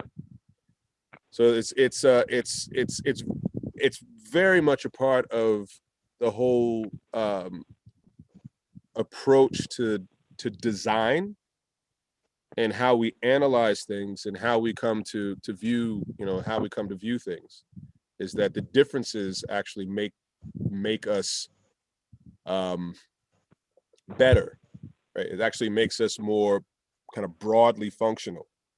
It makes us actually more broadly capable, and it provides a type of stability as well. Instead of having things be very narrow, you're actually able to accommodate a much more wider perspective, a much more comprehensive perspective, a much more complete perspective by virtue of these differences. So if I may add something to your point. Yes. May I? Yes, okay. Absolutely. So it just occurred to me, you know, your earlier point about I am as my servant sees me, says I am. Connecting that point to this point of people who have no tolerance for others that don't think like them, these people, their brains have been scanned in many different studies. And what they found is that people who are intolerant are considered conservative, right? They're conservative because they cannot tolerate change. And if you look okay. No, okay, go ahead. I said something wrong. Please forgive me. No, Sorry? you didn't say anything wrong. I could see how you know, Yanni, depending on how one would choose to interpret this is scientific study. Like sort of, this yeah, is observable. Go ahead. Right. So the brain scans of those people, I will not label them conservative. Please forgive me for my misterminology. The people who are intolerable to change and people who are intolerable to difference of opinions are the people whose brains show a significant, it's visible.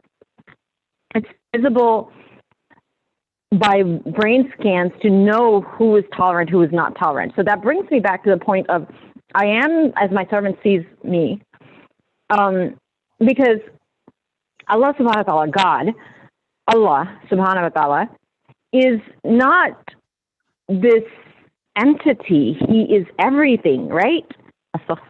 I use he, but because that's how I was raised in this culture, we say he. But, you know, Allah is not just a being, it's also, he is the universe. It is everything. He is the manifestation of everything. So if I see the world as,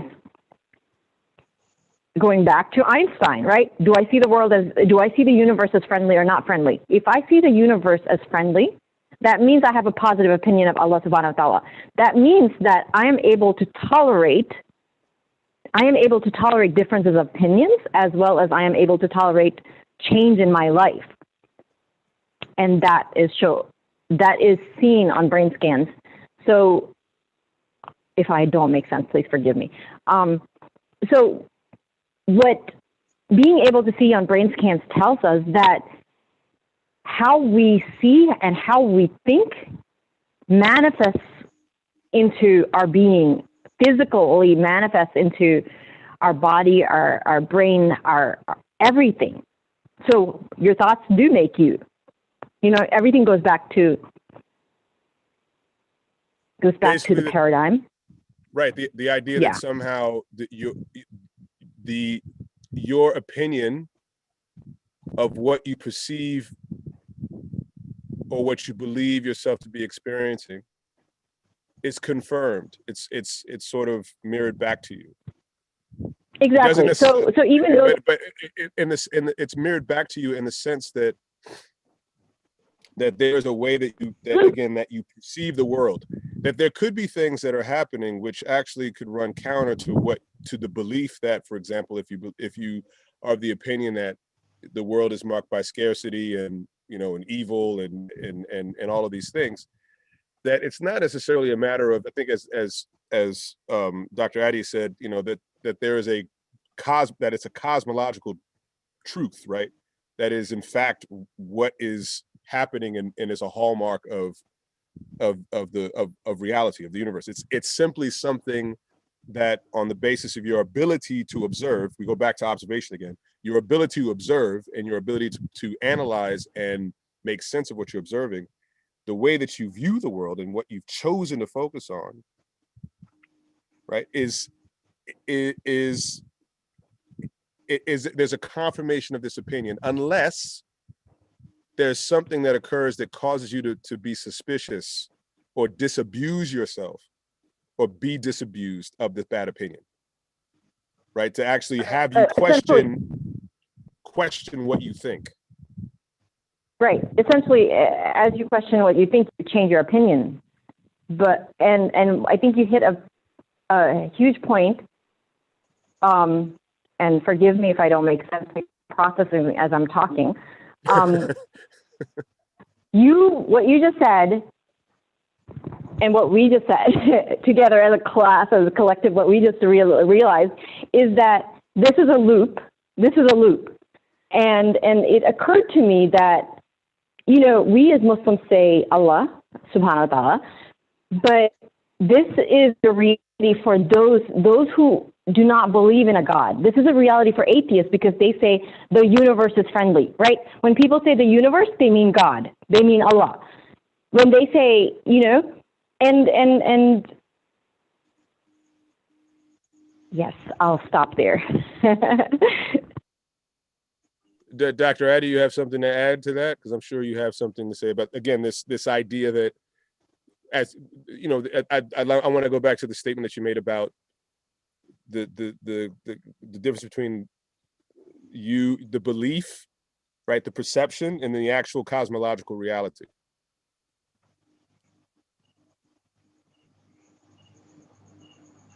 Yeah. I mean, so okay, just oh yeah, no, interesting. No, not quite. Now, I mean, we tend to think that the modern the modern Western democratic political system is kind of like multicultural and pluralistic, but that's nothing can be farther from the truth. The modern nation state type of so-called democratic governance is one of the most tyrannical, flattening, homogenizing system ever created by human brain. I mean, so it's totally it's kind of draconian, but because we're kind of like duped by the every 5 years or 4 years, electoral democracy, and we go and vote, and we think we choose our we have choice, right? But that's not I mean, like a true pluralism would respect local autonomy, would respect local diversity, would respect local social ecological context, and there'd be like real daily consultation, real daily consultation and participatory kind of democracy, not just a once in 5 year, and we think we choose someone to represent. Like let's say we are duped into choosing a lot of idiots who then can be bought and sold, and who then serve. I mean, those guys are behind the scenes as the banks or corporation, and we are actually electing crooks to dominate over us. And this first few pages of chapter 14. Anyway, there's a lot of books now out there that just debunk the current Western notion of electoral democracy. Now that just forget, but that's a waste of time, waste of money. But the real democracy is, yeah, again, it's in the Quran. Wa amruhum shura bainahum, right? So the affairs of the locality, the affairs of that community is up to them to decide, and the central authority need to respect that. And the basic duty of the central authority, like the caliph as well, or not, is to make sure that that the different groups, there are differences, but so long as their differences complement one another and they do not break up into like fights or wars, then alhamdulillah, and then they allow their local the local autonomy, and yeah, and that's what is happening, like in the Ottoman. I mean, the Christian or the Great Order, they allow the local governance, and they have their intra community governance, and they're free to do what they like in that intra thing. So right, as I thought, but Muslim are not bringing any. We are not talking back to the current hegemonic electoral democratic dogma, right? See, it was so dumbed down and just get ding dong between Trump and Biden. We're just a pair of zombies, no? I'm sorry, man. I mean, we all, and we No, think that's a multiculturalism. It's totally, it's a very, all forced to obey the banking law. It's totally like monolithic, and there's no link. And that a true democracy would respect cultural diversity, and then would respect legal diversity, right? But Muslims are not talking like this. Where are our best minds in political science, or best minds in political economy? Where are we? We're just like robots and parroting, ding dong between the conservative and the party. It's so idiotic, right? I think it's just probably one of the probably one of the best ways I've heard. Probably one of the best ways I've heard all of this being described is this term identitarianism, and specifically neoliberal identitarianism, meaning that if we're talking, neoliberalism, this idea that the market, quote unquote, determines everything, the market shapes everything, the market drives everything.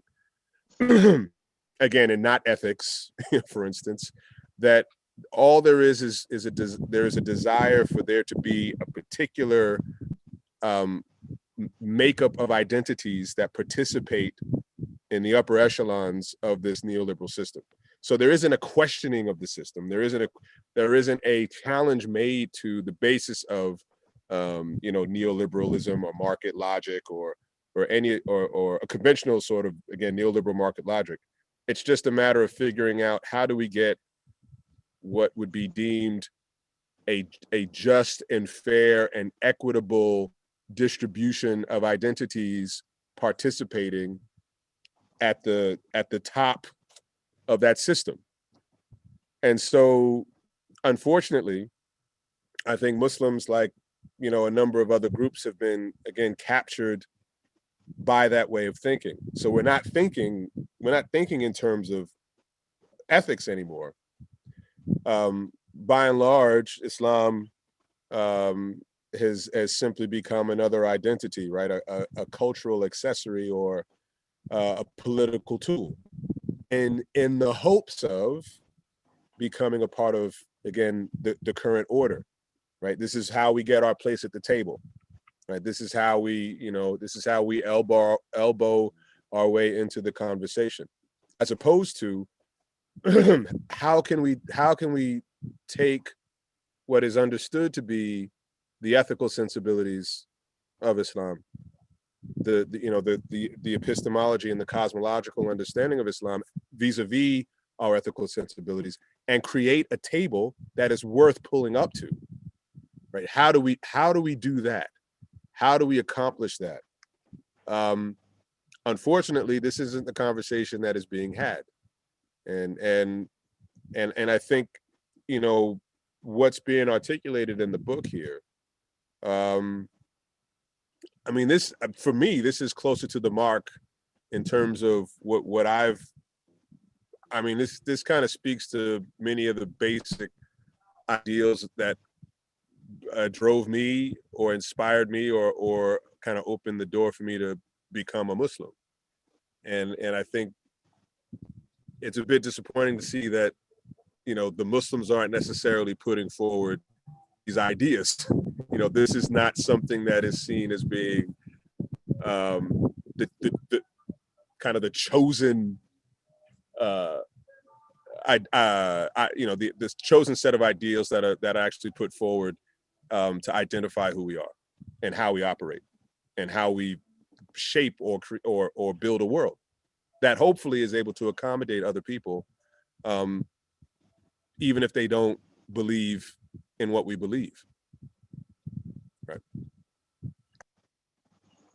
So just to continue, that the next paragraph here, it is always possible to use differences creatively and designed to use them, not to eliminate one or other group as infidels.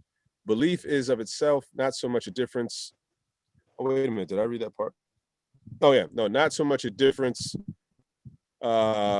as a refusal to admit the existence of differences. This easily transposes into the antagonistic attitude of who is not with me is against me, itself a coercive and illogical attitude, and one likely in the extreme to classify all others as enemies when they are merely living according to their own history and needs. Most human communities function in relation to a long-term sustainability only because they do differ from others. Now, I think this is a really interesting point. Most human communities function in relation to a long-term sustainability only because they do differ from others.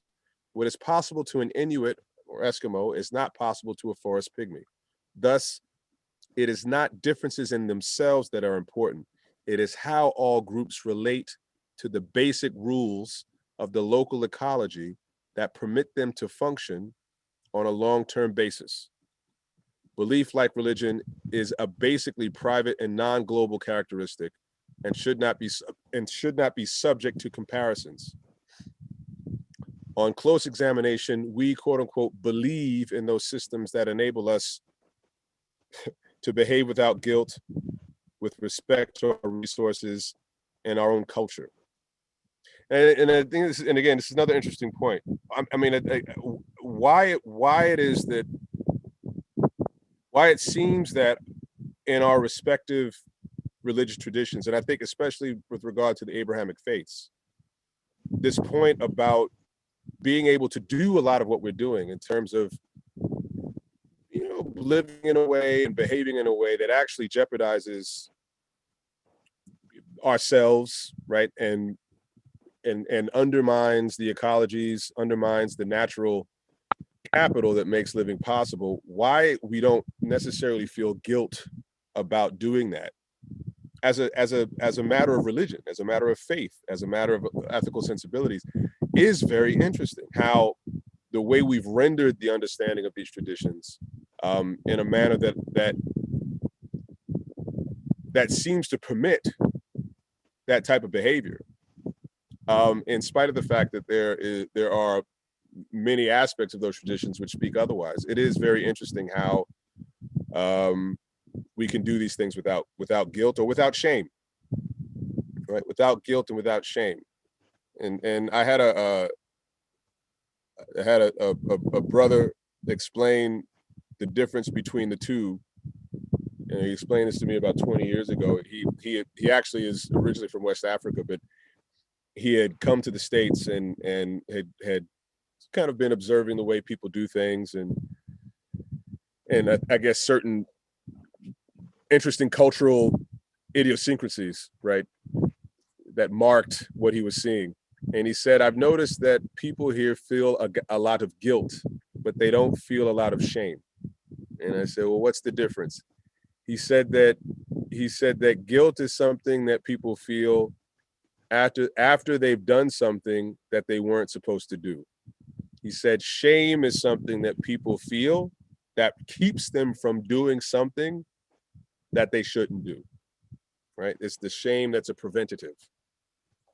And actually, I vaguely recall that it's this shame, it's the shyness that actually is one of the marks of a believer. It's someone who is shy in doing things that would again violate the parameters that have been set up and put into place by Allah Ta'ala. And in turn, you can see what happens when you operate within the world without a sense of shame or without a sense of guilt, is that you eventually find yourself undermining yourself.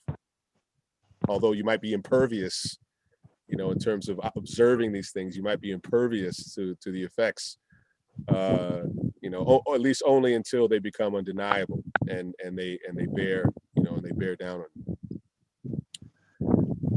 Just continuing on. It has long been apparent that our current political, economic, and land use systems cannot solve such long-term and worsening problems as soil degradation, groundwater pollution, forest decline, and the spread of poverty, unemployment, and malnutrition, or its extreme famine. Despite good scientific prognoses and assessments, effective ground strategies are lacking. The temporary nature of political systems is an impediment to effective action. We could describe all Western political systems as those of competing belief elites. And it's a very interesting way of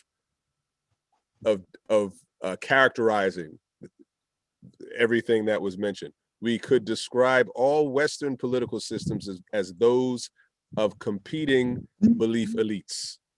So it has nothing to do with, any meaningful differences in ethics, any meaningful lived differences in ethics, or creed or what have you. The only thing that seems to have any salience in this regard is that it is the upper crusts of any number of groups that that could be mentioned, that these people have the ability to gain access to whatever it is that they want, whenever they want, however they want, regardless of how they identify themselves. Continuing on. Okay, so the temporary nature of political systems is an impediment to effective action. We could describe all Western political systems as those of competing belief elites, whether they are self-described as communist, socialist, capitalist, or democratic. They all function in ways which are essentially short-term. And I think that collectively, and one of the people I think who's actually written this and spoken to this point very powerfully is Wendell Berry. Right. So Wendell Berry is someone we had read through his book. What is the book? Oh, the Unsettling of America. Sorry, The Unsettling of America. Right, Culture and Agriculture. He wrote this book in the late 70s, and I think this point about there really is no functional difference between any of the systems that many of us have been sort of conditioned to believe are at odds with one another, right? Capitalism, communism, socialism, democracies, that they all are dependent on the same industrially based, destructive system of provisioning, of creating economic activity, of producing goods, that they all are dependent on the same destructive system. This is really the only thing that you could say is common, and that they all seemingly agree on, that there is not a problem with that system, and that until there is a meaningful alternative, which is made available and provided to people, that this will continue to be sort of the default, right? This will be the thing that is this is the only thing for us to plug into. This is this is part of the neoliberal sort of identitarian idea that was just mentioned. It's part and parcel of what Bill was mentioning here in the paragraph. Go ahead, Dr. Addy. I'm sorry. Did Wendell Berry mention? I mean, use the term functional difference. Functional difference? Did he use the term functional difference? Quite. You said that he said, or you said that he said that there's no real functional difference between all those systems, whether. That basically the only thing that they're sort of they may quibble about is sort of who gains the spoils, right? How are the spoils of the wealth and the material goods and the benefits that come out of an industrially based economy, how those benefits are distributed, who gains the spoils of those systems, right? So that's a key term, a functional difference. So I mean, you can profess, oh, I'm a liberal, I'm a conservative, I'm a democratic, I'm communist, I'm socialist, but if out there in the real world there's no functional difference, you're basically the same thing, right? Yeah, you're basically the all functioning converge on destroying the earth, on destroying, flattening cultures, right? So there's agreement about that, right? Like you're total agreement about being able to do those things. So the test of your, I'm saying you believe that the test of that is what is your function different? What is your functional thing that you can bring on the table that make a difference positively? I mean, if there's no function, a difference, it can be a Muslim, it can be a Shia, but then the way you do things to the earth, to people, there's no function difference, right? Right, and actually. So I wanted to read the excerpt from The Unsettling of America that actually has that explains that, because I think the way that Wendell Berry wrote about this point is very powerful. And so I'll just give me a moment. I'm gonna find this quote. Just take me a moment. So Dr. Addy, I mean, I'd like to hear what you have to say about this a little more, and if anyone else has any input, I think this is it's a good time to mention it. So please no, just keep this term here, functional different, right? Meaning how you function is basically your ethics, and that we can see, right? I cannot see your belief system. I cannot see. I mean, you can be a really evil guy inside, but I can't see that. But if functionally you are good to me, right? You're good, you're honest in your shop. I mean, that's all I care, right? I don't really care what inside you between you and Allah. But I mean, that's not functional. Like, to me, what matters to me is, regardless of whether you're Muslim or non-Muslim, but functionally in the public sphere, you are making a positive difference, right? Right. Right. It's funny. There's a great quote. There's a great quote from the American writer James Baldwin, and he said, this is an amazing quote. He said, "I can't believe what you say because I see what you do." Right. I don't believe what you say. I don't believe the words that are coming out of your mouth, because your actions are speaking. They're speaking otherwise. They're speaking contrary to these things that that you're trying to insist represents who you are. So it's like American democracy. No, functionally, I mean, it's not. It's I mean, it go and bomb Iraq, bomb people, or what? That's not democracy. I mean, it's so. I mean, your belief or your words, I mean, they don't impact me. Right? What impact me? What impacts me for good or bad is your function. It's your action. Your policy. It's a functional difference. It's an actional difference. whether that difference is positive, impacting on me, or negative, and that's all better. And that goes back to the common ethics. Right. Do you care for people? Do you care for the earth? And we mean that function. And ethics is all about conduct. It's all about function. Ethics is outward. It's all about function. It's about in fact, ethics in Islam is called hikmah amalia, practical philosophy. I don't care what's your private theology, your private philosophy. I mean, you can have all the kind of crap in your head, in your heart, but as long as functionally is the proof is in the pudding. Back to me, you're on functional. So hikmah amalia, no, it's amalia. Hikmah amalia. And then what in ethics? How you function, right? Yeah, and right. I happen to find the quote, CD.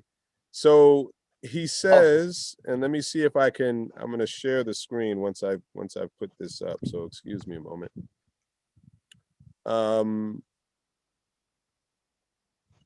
So this is a quote from the author Wendell Berry from his book, The Unsettling of America.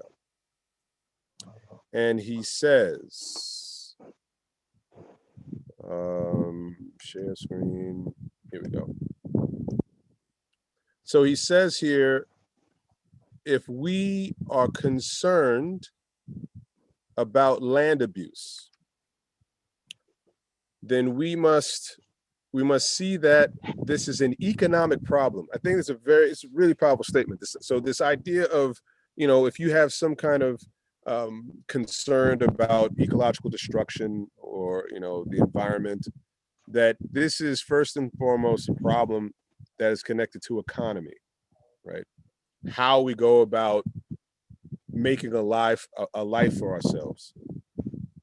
If we are using our land wrongly, then something is wrong with our economy, right? Remember what economy is, right? It's household management.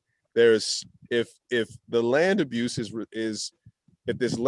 a result of this bad economics, it's bad household management.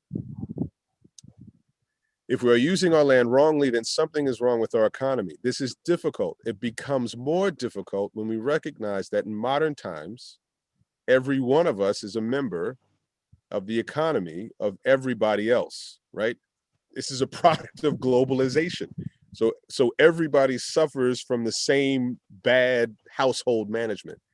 We're using the same basic ideas that direct our systems of household management. We've just globalized the bad ideas. But if we are concerned about land abuse, we have begun a profound work of economic criticism. Study of the history of land use, and any local history will do, informs us that we have had for a long time an economy that thrives by undermining its own foundations. And so he then says that industrialism, which is the name of our economy and which is now virtually the only economy of the world, has been from its beginnings in a state of riot, right? It is based squarely upon the principle of violence toward everything on which it depends. And it has not mattered whether the form of industrialism was communist or capitalist or whatever, right? Industrialization is the common feature, right? The violence toward nature, human communities, traditional agricultures, and local economies has been constant. The bad news is coming in literally from all over the world. The proper business, and this is a beautiful quote. Actually, it's not from The Unsettling of America. I thought it was. It's from his piece, In Distrust of Movement. Excuse me. The proper business of a human economy is to make one whole thing of ourselves in this world. That's an IGE statement, right? The proper business of a human economy is to make one whole thing of ourselves in this world, to make ourselves into a practical wholeness with the land under our feet is maybe not altogether possible. How would we know?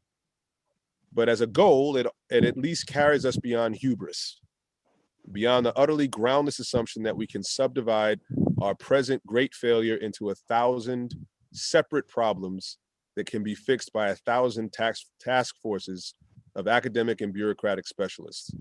That program has been given more than a fair chance to prove itself, and we ought to know by now that it won't work.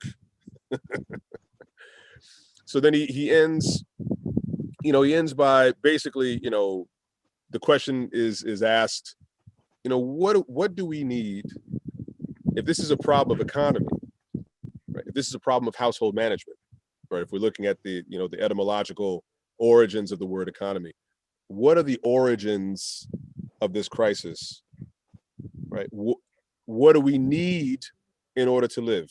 If our economies have been created to provide us with the essentials of what we need in order to live, what do we in fact need in order to live a dignified life? So he says here, we need a continuous supply of uncontaminated water, for starters. Therefore, we need, among other things, soil and water conserving ways of agriculture and forestry that are not dependent on monoculture, toxic chemicals, or the indifference and violence that always accompany big scale industrial enterprises on the land. Therefore, we need diversified, this is key, therefore we need diversified, small scale land economies that are dependent on people. Therefore, we need people with the knowledge, skills, motives, and attitudes required by diversified small scale land economies. And all this is clear and comfortable enough until we recognize the question we have come to. Where are the people? Meaning, where are these people with the knowledge, the skills, the motives, and the attitudes, right, that will actually produce this outcome? And again, this is why we find ourselves in this class. This is an attempt to try to identify how one or how a community of people develops the knowledge and the skills and the motives and the attitudes that are capable of producing a different result. But I think this is a very insightful quote. And I mean, Wendell Berry's just written, so much about this topic that's worth investigating and looking into further. Okay, so Siramis, as Muslim, okay, we claim to be Muslim, we claim to submit to Allah, we claim to be believers. Okay, very good.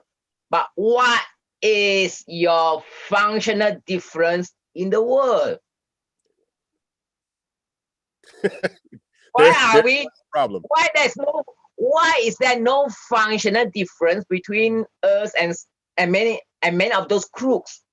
Why are there no functional difference between the halal industry and the dog-eat-dog industry? Why is there no functional difference between so-called Islamic finance and Wall Street finance?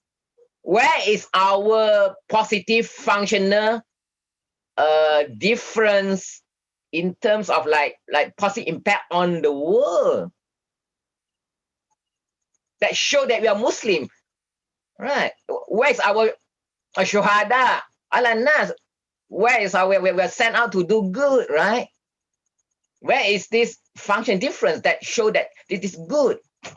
Right. I mean that's question really need to ask, and it's like it's personal, and then it's of course then it's communal. Anyway, so the function difference. Right, but I think that last point you just said, it's personal first, and then it's communal. But it's getting to the point where we're prompted to actually take ourselves to account in that respect, and recognizing the fact that there really is no functional difference. There is nothing that separates us from anybody else. I mean this is true. And until we're able to demonstrate that we are qualitatively different people, then there's a problem. We're just like everybody else.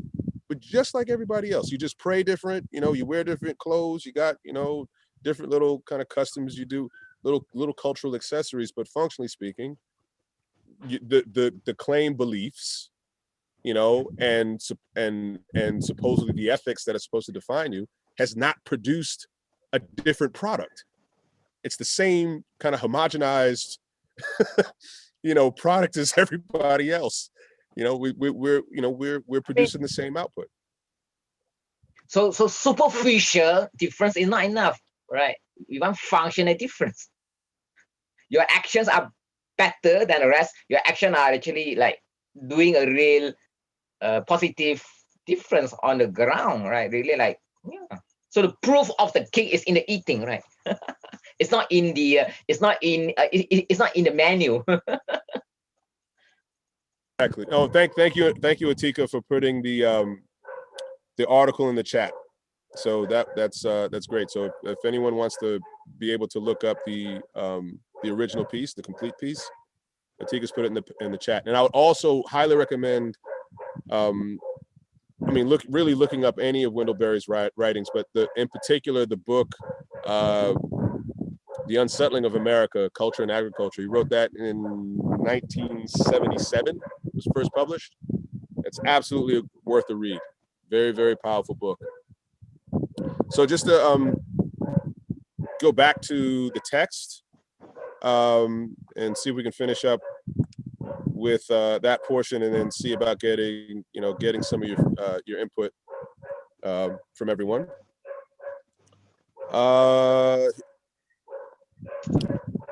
Here, so left off. By their nature, political systems seek to impose a policy control over as wide an area of influence as possible.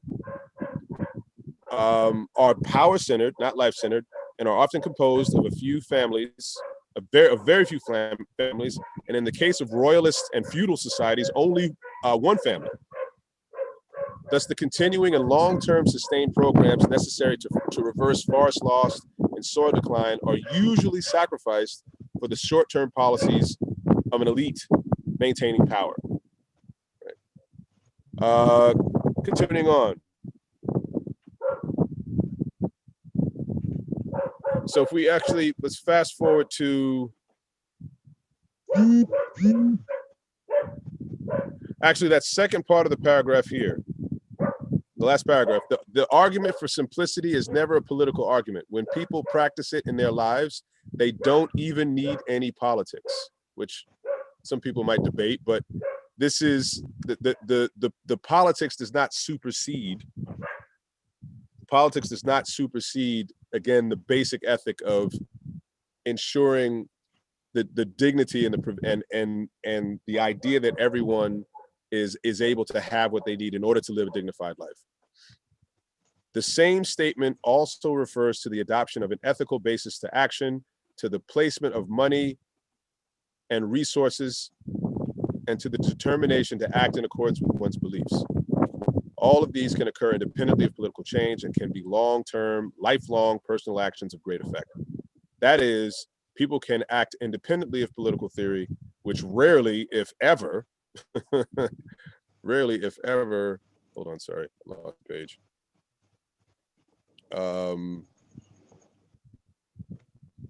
Is it 509? Yeah, 509. Rarely, if ever, covers the question of ethics, right? Simplicity, local autonomy, or life-oriented action.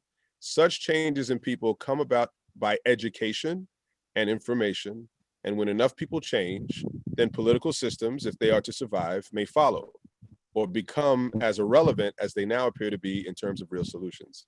For this reason, the place to start change is first with the individual oneself, and second, in one's region or neighborhood. Precisely what it is that Dr. Addy said.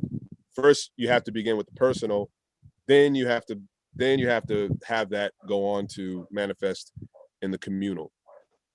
Right? The idea is to create the system that obsoletes the current order, right? Create the system that obsoletes the current order.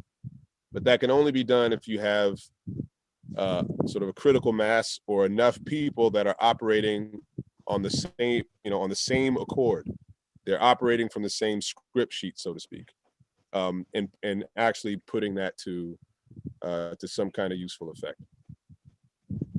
So just checking in. So some quick comments, observations, critiques, questions before just moving on to the next the final section here.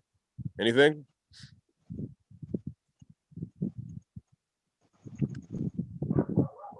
Question. Yes. You mentioned the word ajib. I only know it from Urdu, which I think is a different meaning in Arabic. Can you clarify what that means? Amazing. Amazing, yes. Yeah. In Urdu, it means strange, not amazing. Well, I guess strange would be gharib, right? Gharib is Yeah. Western. Yeah. Right?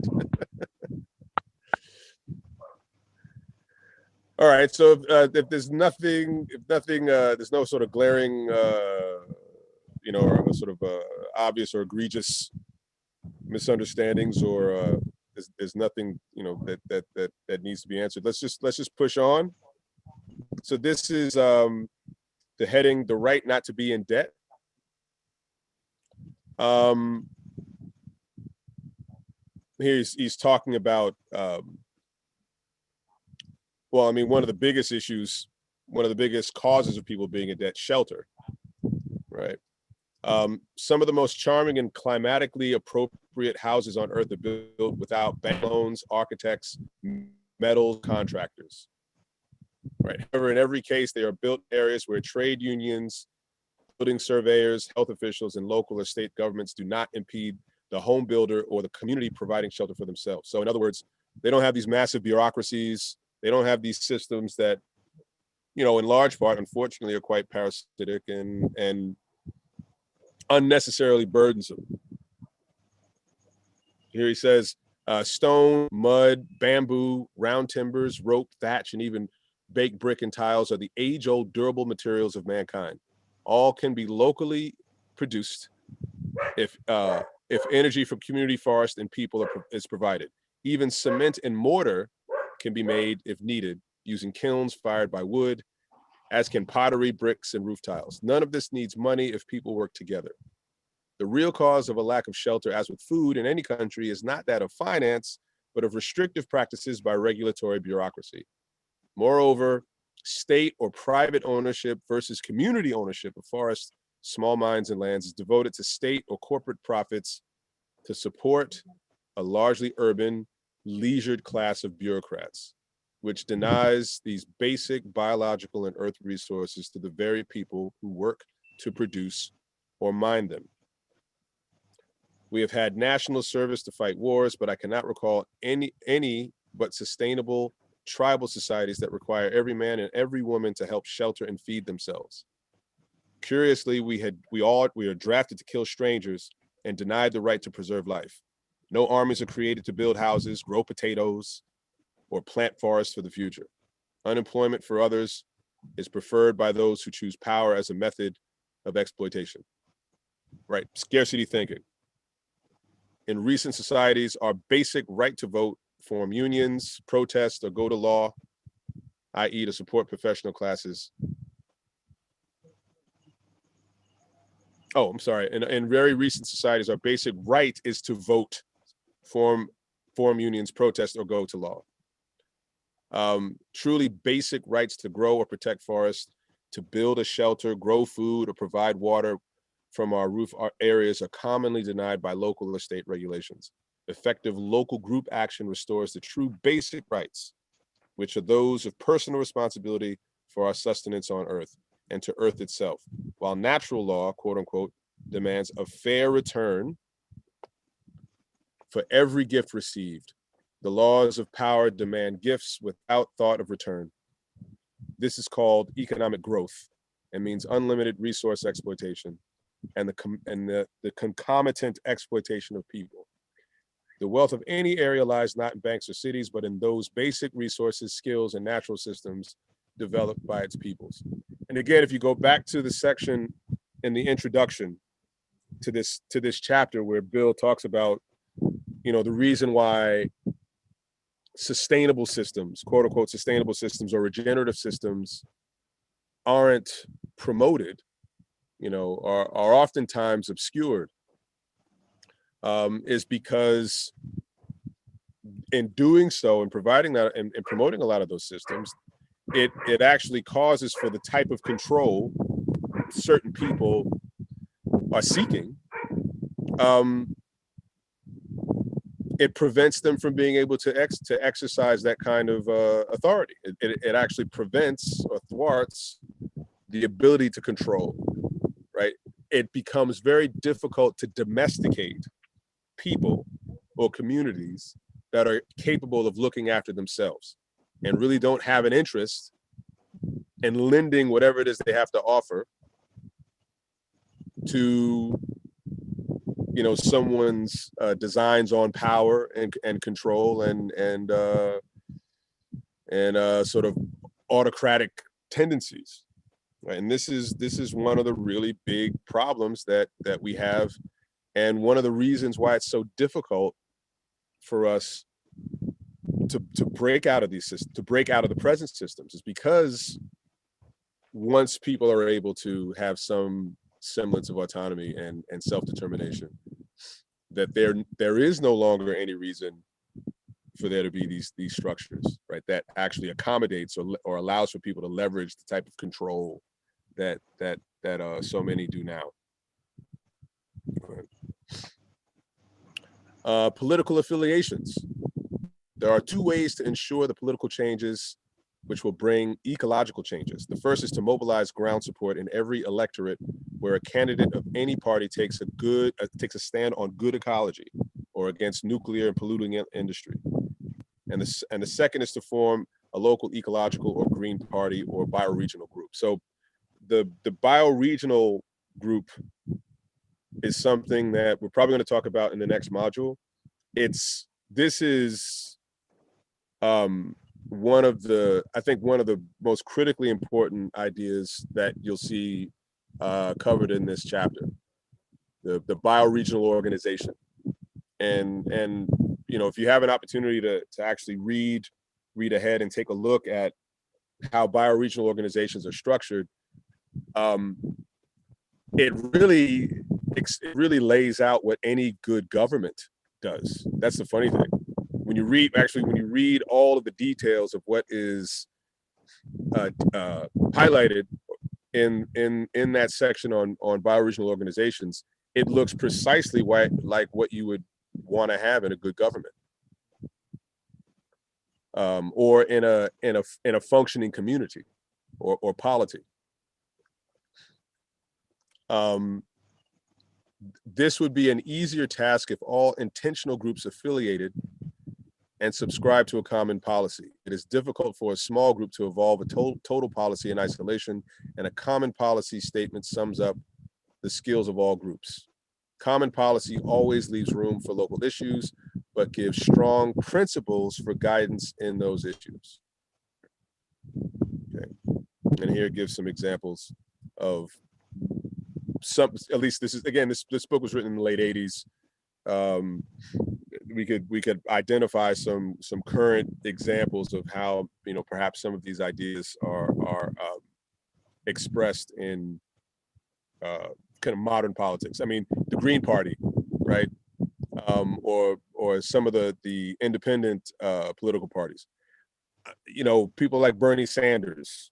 I mean, I'm not here to, you know, sort of promote or talk about, you know, specific political candidates, but you know, if you look at the platforms of some of the parties, for example, in the United States, there is a Green Party that's fairly active, but you know, most people see the Green Party as being something of a parasitic entity in relation to, you know, the Democratic Party. That somehow these alternative parties are bleeding off support from what is often depicted as being, you know, a party that is sympathetic to a lot of the ideas that we're talking about here. And unfortunately, that's not necessarily the case. So, but again, this is subject to debate. I'll leave it there. But here, this last section, evolving a new policy base. And I think this is, again, where a lot of what informs how communities can go about organizing themselves, or at least state a basis upon which the community can be organized or built. Right, a common global policy can start with a general ethic as stated in the beginning of this book. It can then proceed to specific policies for specific cultures, regions, and landscapes. To structure such policies, we must search out working solutions. For example, we know that Singapore, and I don't know, you can speak to this, Dr. Eddie, we know that Singapore has solved most housing funding problems, that some towns are energy and food self-reliant, and that many problems have already been solved in other areas or at other times. What say you about that, CD? Because Singapore is next door. Well, I think I can agree that that Singapore has managed to kind of like decently house most of its population, despite it being like very land scarce. It's a small island of 3-4 million people. I think it's less than 400 miles. It's less than 400 square miles in area, and has a population which is very small. 1 square miles with a population of about, it's less than that, and with a population of about 3 to 4 million.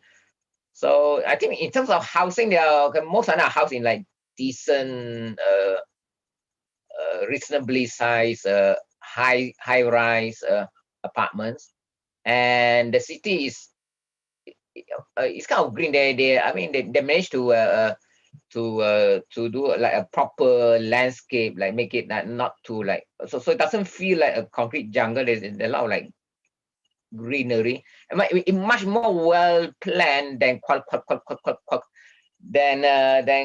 Kuala Lumpur is a mess, but Singapore, I think because of that constraint of space, so Singapore is more careful in like planning. No, Malaysia, a lot of space and everything is just everywhere, and I think like Kuala Lumpur is much more of a concrete mess than Singapore, right? But I mean that's from, of course, but of course how they fund that, I mean, whether people are like sunk in debt or something, that's a different thing. But I think you don't see slum. I mean, I think so. The housing is quite well planned. So most people are in. When the great majority of them are in like decent homes, right? Yeah. I didn't get a chance to get to Singapore when I was there. Well, when I still, I got as far south as Banda Jayak, I think. No, Johor. Yeah, Johor Bahru. Yeah, exactly. So yeah, I got that far south. You could see Singapore just beyond the strait. Right? Yeah, exactly. As a matter of fact, I was at the straits and I didn't get a chance to get across. Yeah. An island too far, right? It's an island too far. Exactly. So just to finish up, thus the structure under which we should gather common policy, right? Defined what is seen to be the problem or concern, right? I think this is really important. I think this is part of, observation, being able to ascertain what exactly is it that we're trying to accomplish. You've been able to put your eye on the target, and I think, as Dr. Eddie was saying, with what it is that a NIA is, what an intention is being able to actually ascertain the target and then point your efforts toward that target, right? Give weight to priorities on a scale from 1 to 10. Second point, state intent, right? State intent of policy for your region. What it is intended to do, right? The principles of this policy. Again, NIA, what is the goal, right? What are you trying to accomplish? I think in many cases, go ahead, CD. Yeah, so that's it. So the first thing, Bill is so like, I mean, it's so systematic. It's so like in the proper order, and I just amazed at him. I mean, for example, it said definition, meaning that means a definition to define, meaning you need to have a true vision, right? of the situation. So based on that true vision, that correct vision, and also then you can define, you can actually describe, like proper description of a problem, and then only then you can intend. No, it's like to intend means you want to aim, right, at the target, but first you must have a clear vision of the target, right? Right. Yeah, Right. target must be clear. Then you can intend, you can. So when it's define basically vision, right? Right. If you and I think that point though about, I mean, you first have to have, I mean, you have to have certainty, right? That you have to have certainty about what it is you're pointing at. So if you don't have certainty about that, then again, everything you do, everything is going to end up being wishy-washy. It's not going to have a firm basis. You're not going to be able to really perform or make good use of whatever resources you have available to you. So it's certainty founded on clarity. Oh, clarity. Good. And that's an excellent point. Certainty founded on clarity. It's an excellent point. So the third point, collect strategies that have been proven to work. That's actually an important point. Collect strategies that have been proven to work. This really means a set of case histories. And really that's kind of what we're hoping to do with this second half of the course, is actually identify strategies that have been proven to work, and then put the examples in front of you, and we can actually analyze what are the features of those strategies that have allowed them to be successful. Or we can look at examples that have failed and identify the things that had caused them to fail. Right. So being able to do the two, very important. Lastly, frame a set of policies based on all successful strategies. Right. So once we've been able to get all the information that informs how policy is going to be put together, right, the policy will be formulated from a synthesis of the successes, right, or at least by putting together things that would prevent us from replicating the failures, right? So a combination of the two. Overall, set policy priorities in rough order, weighted for urgency, public cost or loss of wealth, general or global spread of the problem, long-term effect, and threats to basic resources or life systems. Do not, in the first place, try to frame policy on purely local or trivial matters unless as a case history applicable to a broad principle, right? So again, as stated, you collect the successes so you can figure out what are the common features, what are the common characteristics of what allowed for these successful cases to in fact be successful, and then take a look at the failure, examine the failures. In many cases, you can learn more from the failures than you can learn by looking at the successes, or at least just as much, and then figure out what are the things that we want to look out for so that we don't repeat those. Right. So with that, let's open the floor.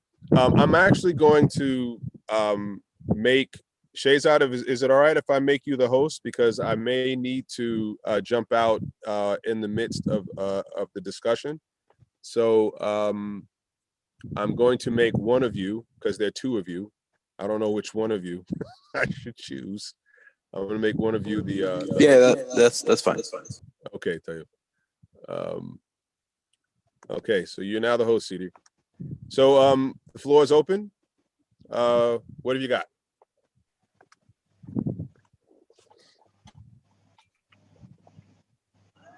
Assalamualaikum. Samtullah. This is Homera speaking.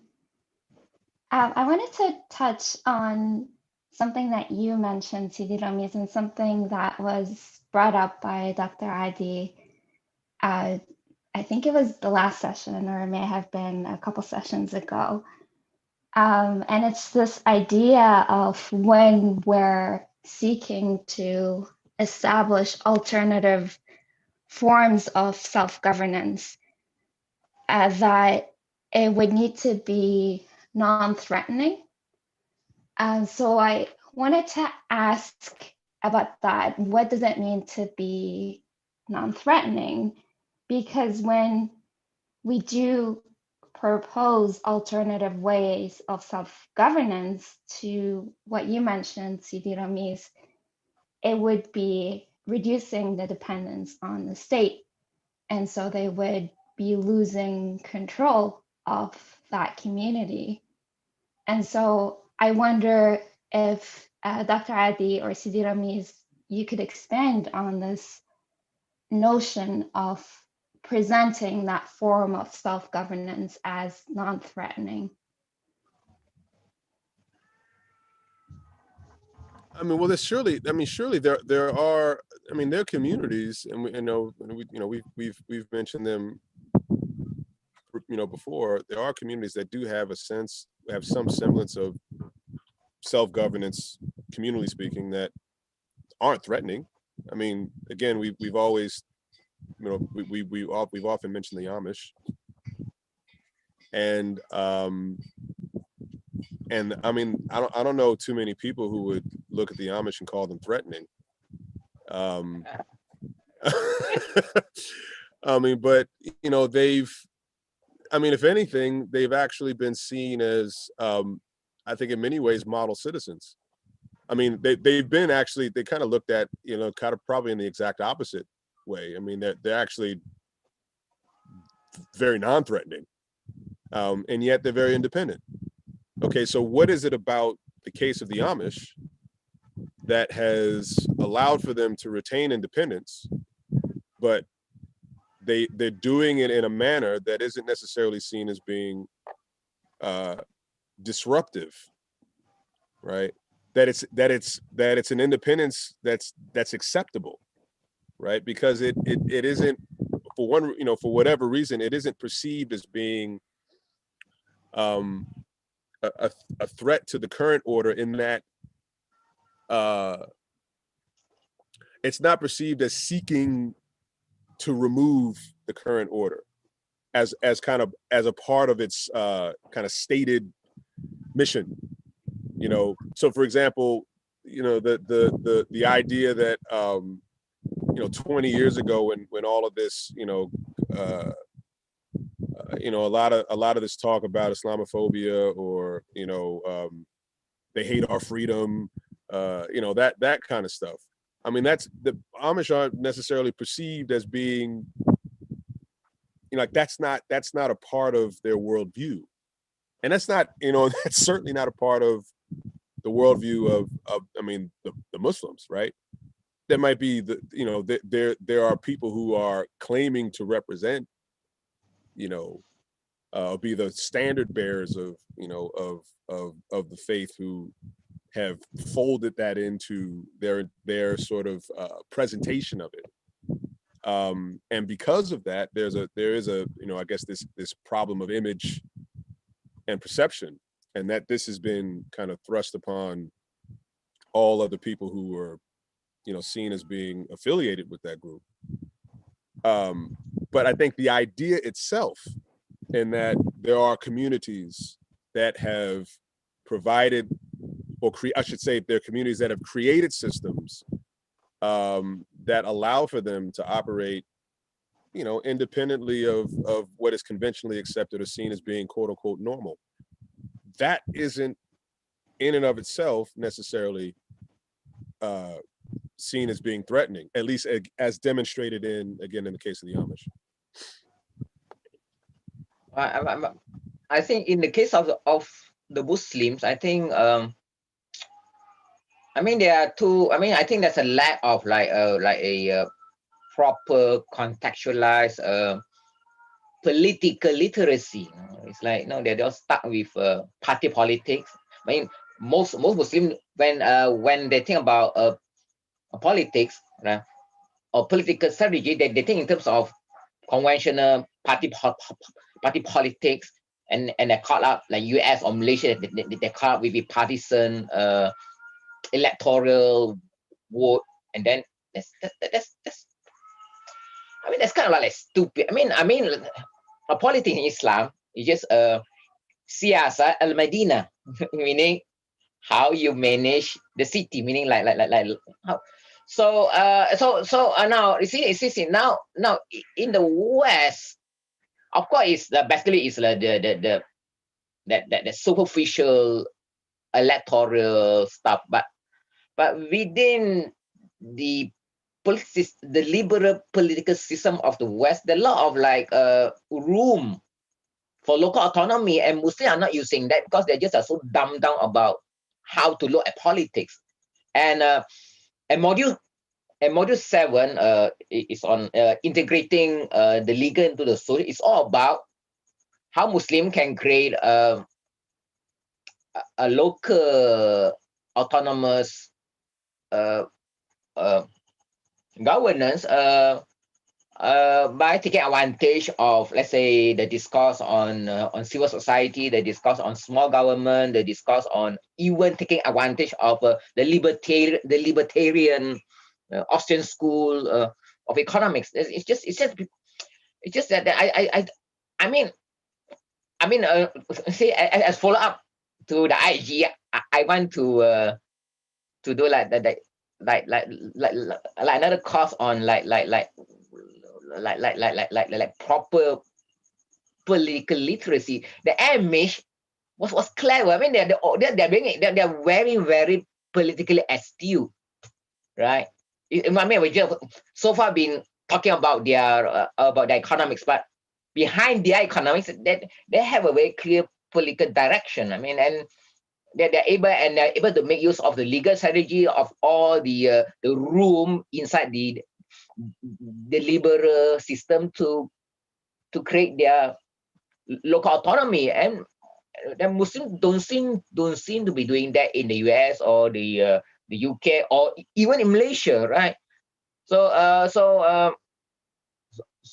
lot of that is now, for example, like Senegal, you have the Muridins, right?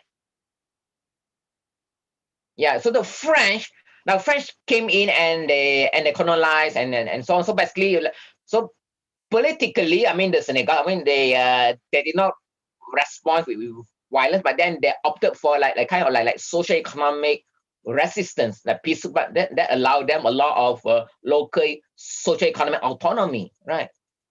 So, see, and that was like an astute decision, right?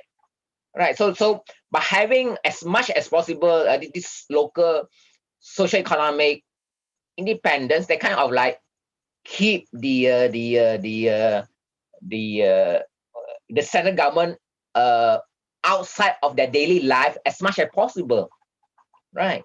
So I mean, so I think that's so anyway. Right, and they say that. And then like the BIM also is so clever. He said that we need to differentiate between like pseudo rights, like or the right to 5-year election voting. That's a pseudo. That's a crack. Right? The real basic right is he says on page 509 at the bottom, the second column at the bottom, it says that effective local group action restore true basic rights. And true basic rights are those of personal responsibility for our sustenance on earth and to the earth itself. So we are not fighting for that basic true basic right to be responsible, to be personally and to be communally responsible for right livelihood. But then we got diverted into that red herring of that zombie type of electoral politics, partisan politics, and wasting time and money and electing idiots whom we don't know, right? So I mean, I think we really need Muslims really need to rethink our politics in this in terms of how we really engage with any political system in which they find themselves in, whether the Western liberal system or whether in Egypt or whether in Malaysia. I think that's so messed up mess up thinking about politics. I think we need to really like inshallah we'll design a course on that. So I had I don't know if it's a comment or a question maybe, or a discussion point. Going back to the Amish and how they're not considered a threat.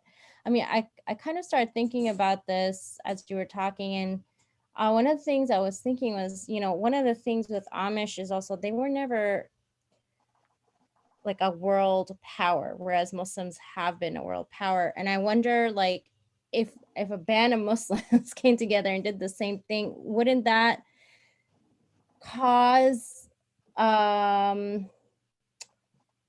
don't want to say fear, but like anxiety for the rest of the world, because we have been have had like the world stage at some point?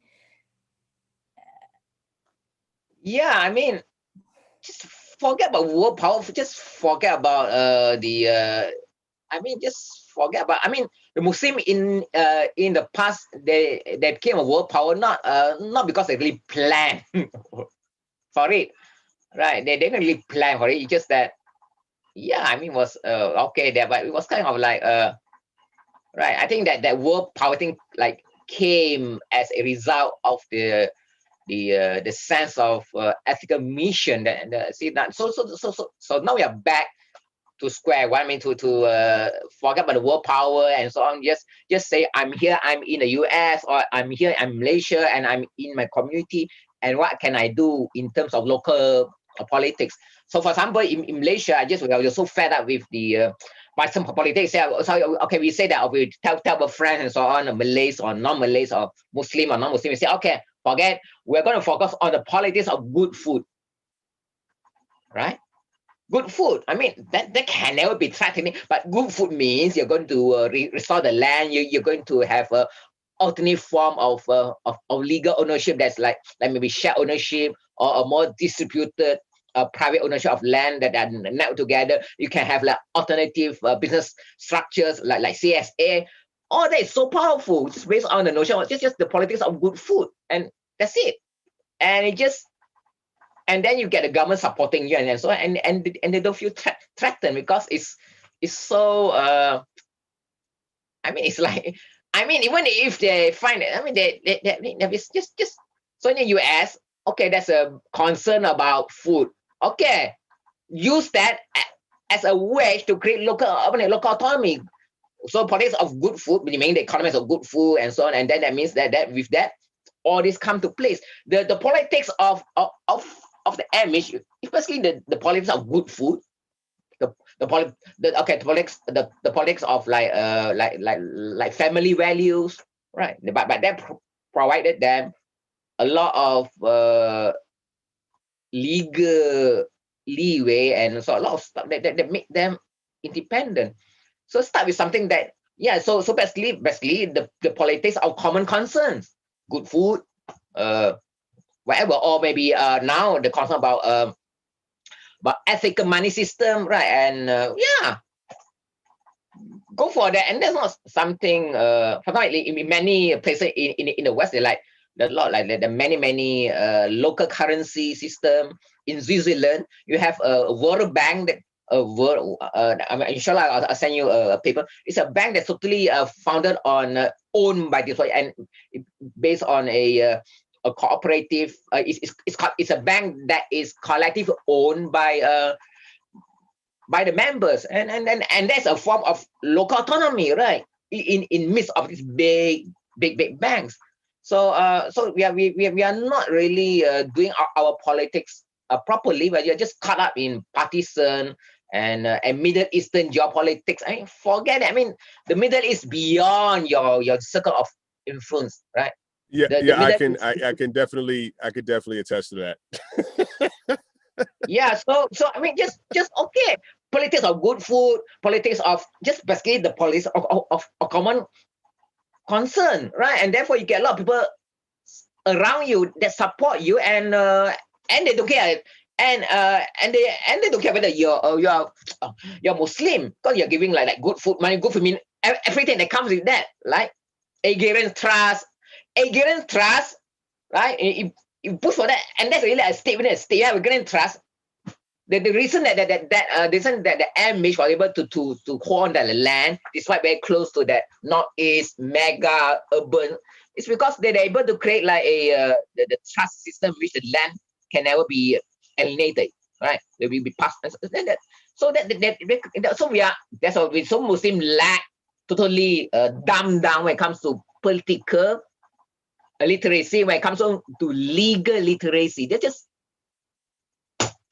and I think it's stupid for some of the shuyukh to say, oh, we are in the West and we have to obey the law of the land. Let's dumb down, man. That's a stupid statement. We are then we obey the law of the land. Maybe we choose a law that can give us autonomy, right? That's it. We are really like dumb now. We have this totally lack, but there's so much room. Like, and Allah say that of course you're oppressed, but that the earth is so wide and there are room in which you can establish local autonomy. And the Muridians, okay, they were like superficially, they were oppressed by French because of their and that's what they share. They say no, we're going to go for kasab. So as long as you have like independent system of kasab, you're basically the oppressor can be pushed far away. That be minimally intrusive, right? That's it. And that is something regardless of whether you're world power, because all the kasab tax were about local autonomy in the middle of a time when the Muslims were world power, right? In fact, the ulama, I mean, the idea of ulama with respect to the state, that we see the state as oppressive and a lot of injustices, right? So even when we have the caliph or the sultan, the whole idea was to have as little to do with the state or with the central amir. Its whole idea was to focus on the politics of livelihood, so that the center or the caliph or sultan can be as far away from you as possible. Like and that was the function of the ulama, and they were very clever in ensuring the community autonomy, and Shia are not doing that in the West. I don't see them doing that, and I'm so surprised given their learning. Why are they not talking like? I mean, they are doing this thing become a bit more legally smart and politically smart, not just being ding dong by Trump and ding dong by Biden, ding dong by this, by LGBTQ. It's complete nuts. You know what's funny, Dr. Addy? The something that just came to mind.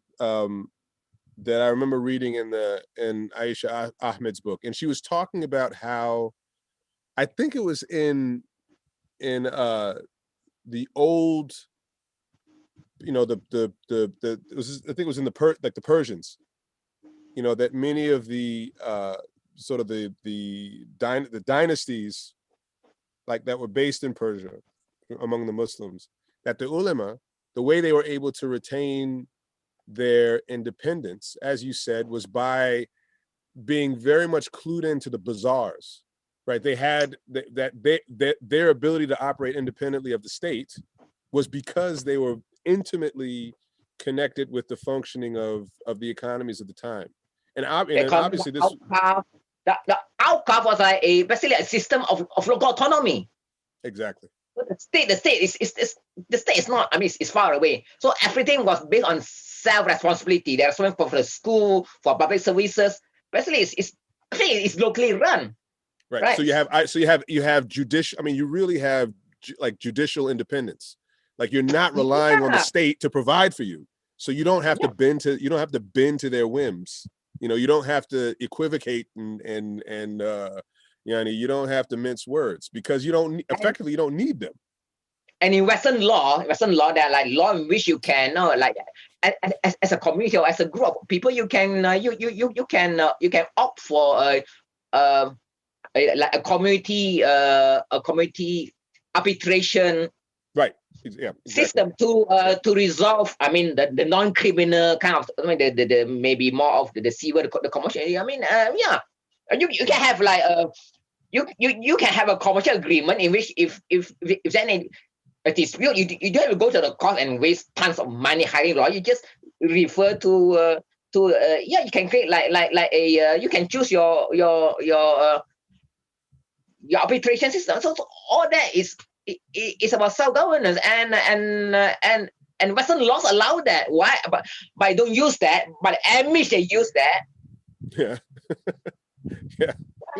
So we're in the West, right? With no clue of what the West is, right? We're just so focused on joining the dog eat dog corporate crowd, right? We have no. The idea is to gain. It's to gain. So the idea is to be able to kind of gain acceptance, get your place at the table, as opposed to how are you able to actually create something that brings to life the ethics that are supposed to define you, and in doing so, you can actually have people be endeared to you, and they actually might prefer what you have to offer than what is currently, in place as sort of the conventional order. But that's only if you actually bring to life what it is that supposedly you believe. It's only if you bring your ethics to the table, or you actually use your ethics to build your own table. Something like in the US, I mean the Black Lives Movement. I mean, don't waste time and demonstrating. Just, of course, you can maybe some of them can do that, but some of them, they actually bought a piece of land and to build their own town, right? Yeah, I mean, what's funny about that, CD? One of the things I became really fascinated by was especially with regard to this particular population, right? Is the tradition of marriage, right? So there is a tradition of the Maroons, who were slaves that were able to remove themselves from their bondage by whatever means, and instead of trying to live as free people, free Black people inside of this society that proved to be quite problematic in that regard, the degree to which they could live as quote unquote free people, they created societies of their own. Yeah. And there are history, there are histories of Maroons in Suriname. I think most are familiar with the Maroons that were in Jamaica, Haiti, the entire history, Haiti's history, post 1804. That was like the spark for a lot of people. And there is a history of marriage in America. I mean, the author Sylviane Diouf, who wrote the book Servants of Allah, she wrote a book called Slavery's Exiles, right? And this was about the history of the Maroons in America, and talks about some of the places they were able to escape to and create communities. I mean, like, but I think, in the US, there are many structures for local government. You can elect your local sheriff and so on. You can buy a plot of land and have that chartered as a town, right? I mean, I think it's interesting, to see and again, I think this is part of what was mentioned in the last part of the reading today, was the idea of again, being able to collect strategies that were proven to be or demonstrated to be successful. Again, you figure out, okay, what are the common features of what those successful examples were built on. Look at the features of the not successful examples. Why did they fail? And then you were able to get a collection of a list of qualities or features that could hopefully serve as the basis of creating your own successful model. Right, and for example, now there's a big movement on like intentional communities, and you have like flourishing intentional communities in the Northeast, like Vermont or something, and right, and also I think we need to think in terms of we need to think of politics in terms of economic strategies rather than in terms of like this narrow partisan electoral politics that really like make us stupid and make us being ding dong from left to right, and we can't even set our own direction, right? Right. That the Muridin, they say, okay, we're under the French and there's no way we can fight them, but we can fight in a different way. Yeah, They exactly.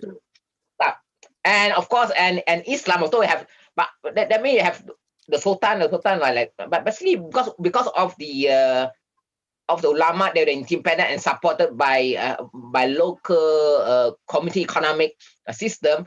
So the Sultan was kind of like irrelevant. I mean, for most people, it was like the ulama were the local political and intellectual and community leaders, right?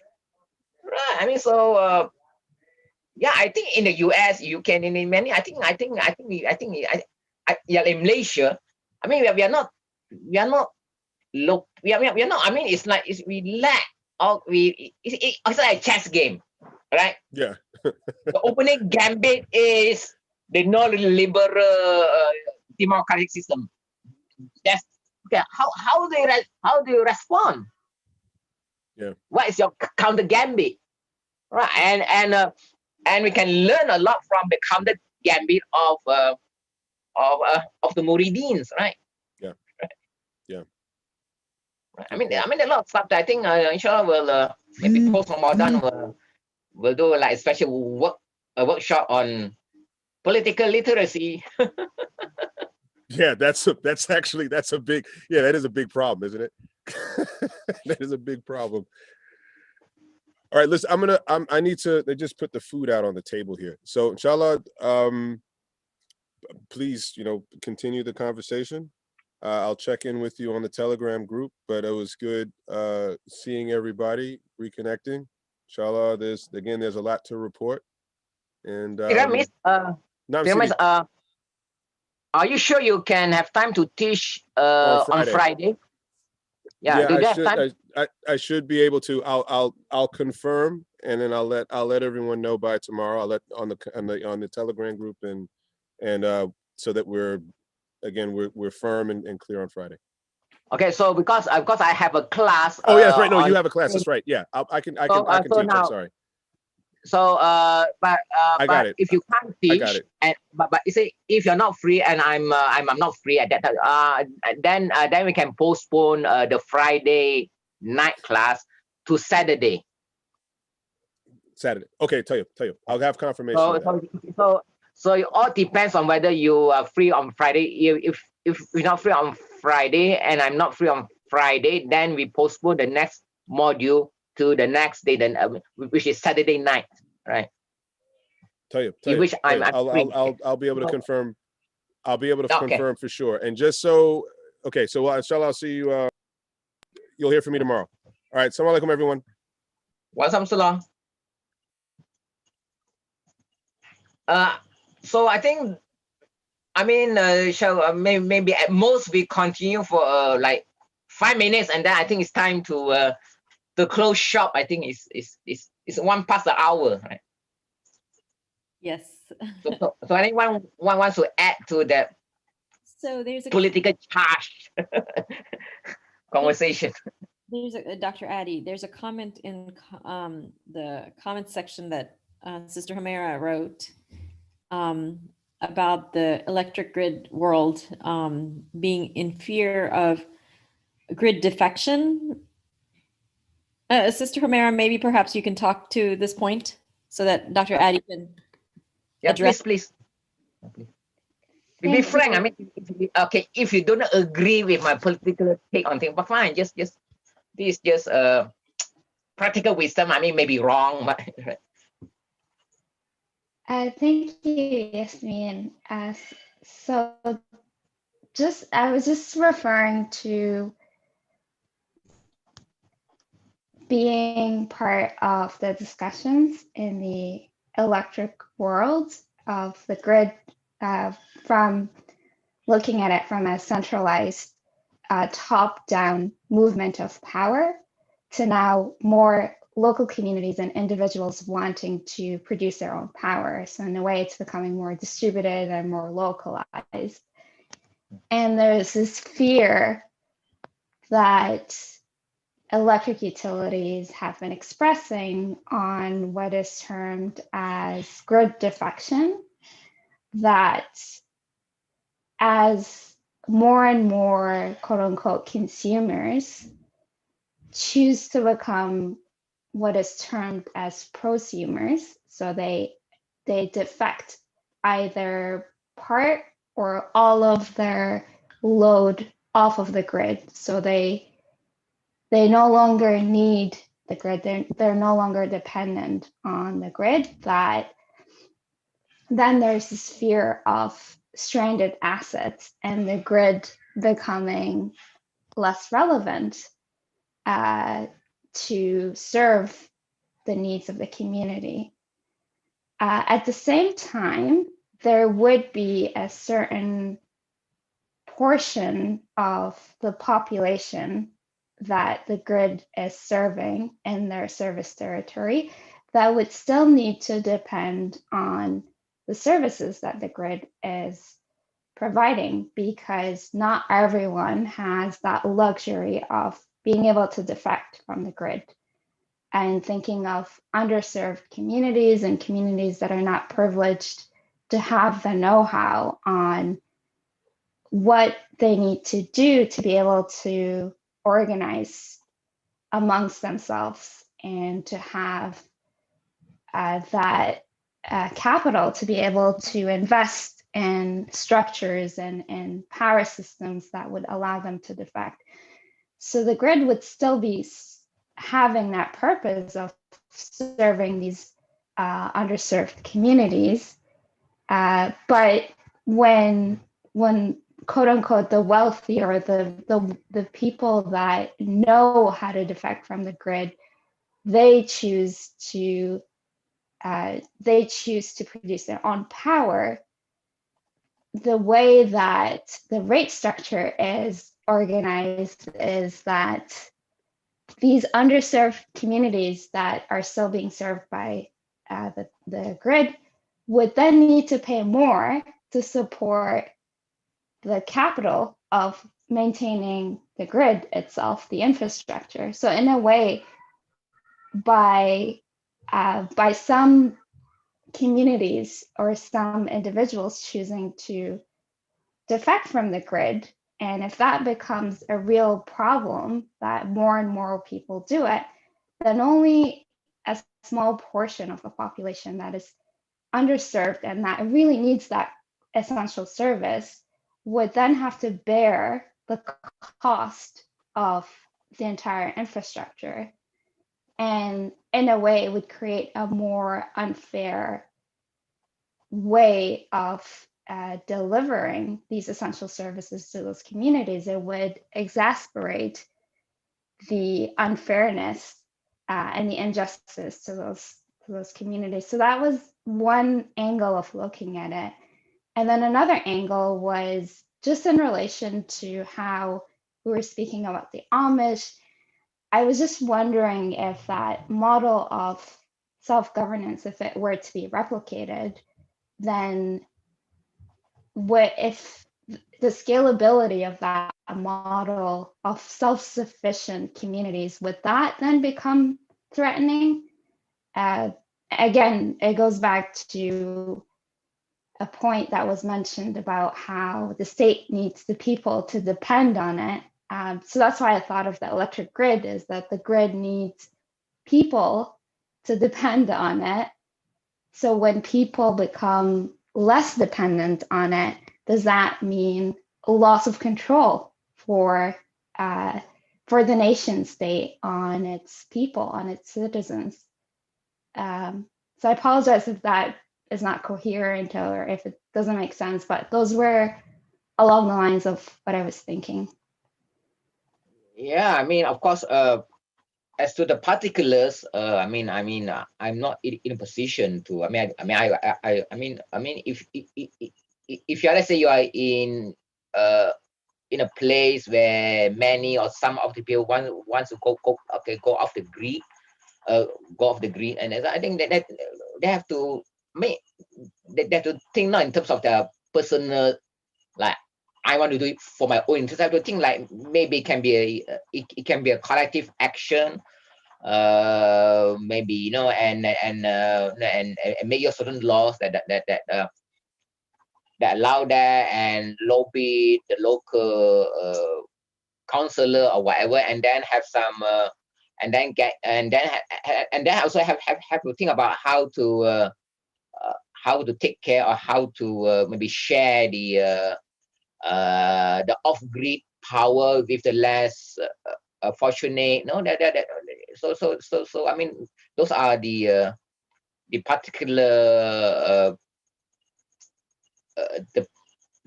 the particulars of the situation, whether it's going to off grid, or whether people want to just abandon Walmart and start like local co-op shop or something.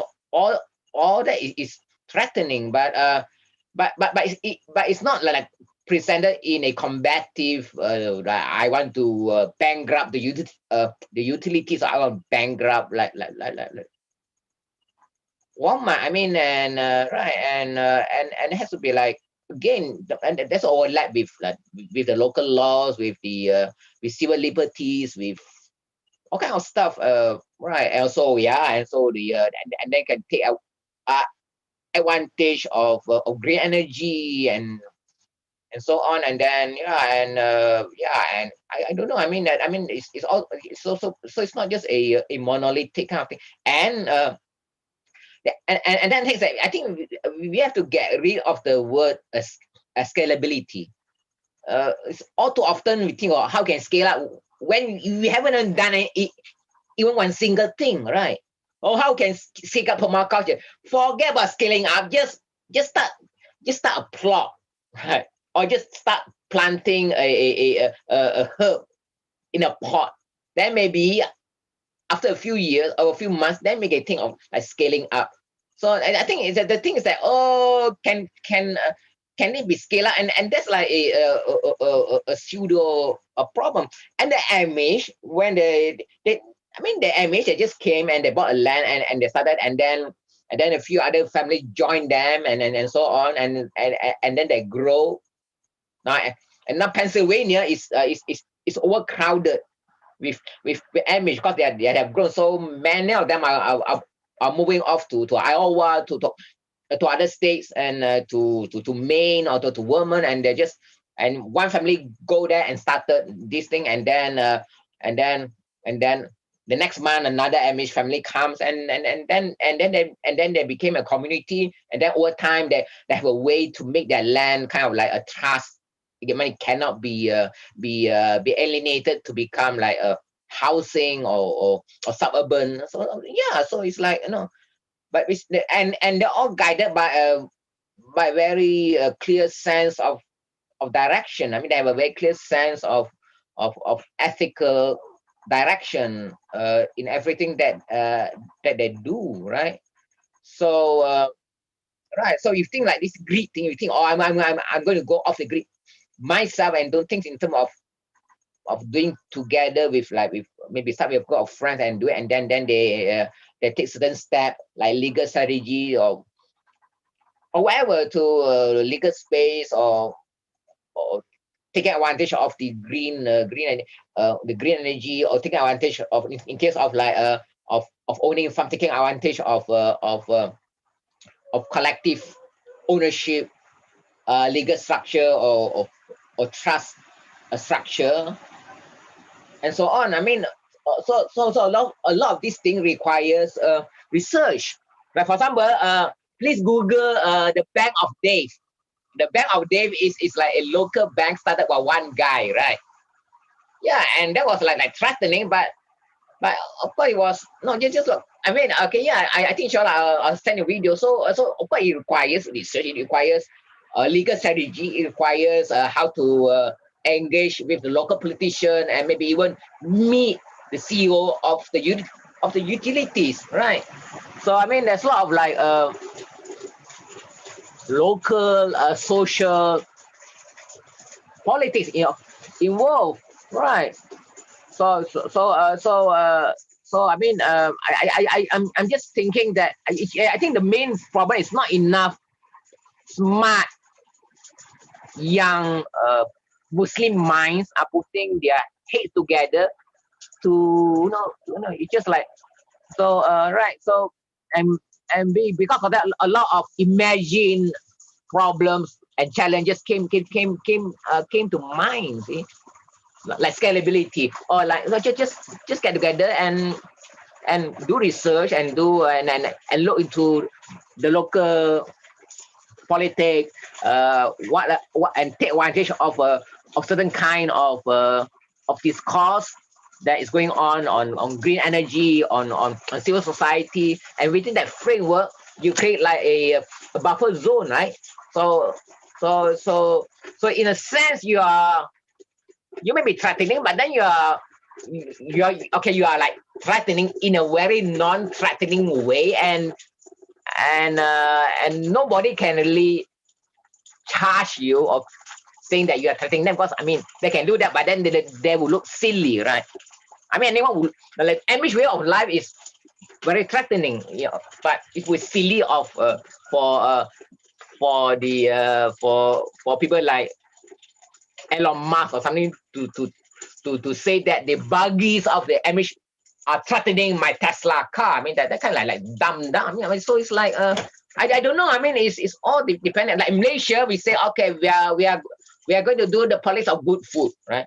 Of course, it's threatening, but in a way that nobody out there in the mainstream can excuse us, can point, you are threatening, right? But because I mean, and also in the system, of course, the system as a whole is kind of like static and oppressive. But there are a lot of like inside, there are a lot of like good people, good officials, and certain certain loopholes in the law, certain like legal space. So I think we are not looking enough for this kind of openings and opportunities, because our best minds are captured by Wall Street, captured by partisan politics. We are not really like. I mean, we lack a strategy. I mean, just I think we don't know really how to. It's just like. Yeah, I don't know. I mean, that's how I think. I mean, of course, as to the particulars, of course, yeah. I mean, of course, you do it on your own, like separately, and then you allow the less. I mean, the poor to be left in the lurch. So it's all about the common interest, the local community. So it's not about I'm rich and then I can have like some fancy solar system and then be off the grid. And I mean it's not. I mean the Bank of Dave, right? The Bank of Dave is like it started one guy, but he decided I hate the bank. Now I have my own bank. No, it was like he engaged a lot of people. He engaged the local. He engaged the regulatory agency, and then he engaged the local business people, and then and so on. And he said, yeah, and then that's it. Inshallah, I'll send you that that YouTube. And so it has a book, the Bank of Dave, and it just started one guy, and that's it. So it just show that yeah, you have the Ribawi Bank, you have Wall Street Bank, yeah, but people can actually start their own banks, right? And in Switzerland, you have this an old common ownership owned bank that was set up in the 30s, right? Because Muslims don't know that, because our best mind are captured by Wall Street, captured by partisan politics, right? Captured by this so-called charity kind of stuff. I mean, we are not. I mean, we are in the West, but then as if we don't know what the West is, right? Right. Well, I think we need to like stand back and have a second look at the West, right? I mean, I mean, there's a lot of things in the West that are like kind of like A lot. I mean, in fact, there are a lot of good things in the West, but Muslims are not making use of them, right? That's my take. I don't know, but of course, I mean, if you are in a community and then you want to go off grid, then you really have to do your research, get a few like-minded smart people together, and do it in a way that that is not just for me, but also for also think of the poor, and they have know how they negotiate with the social politics of the whole thing, no? Right? It's not just to cut the wires and you put a solid thing there. I mean, I mean that's and forget about scalability, right? Just forget about that. You just start with you, and then a friend. And then a friend passes by. Oh, you're doing this. Oh, that's nice. And then can I join you? And then you have 2, right? And then have 3. And then have 4. Right, and then maybe at 4, then maybe you can go to a lobby for a community off-grid thing. I mean that is threatening, let's say, but nobody can say from outside you are threatening me, because that would sound silly.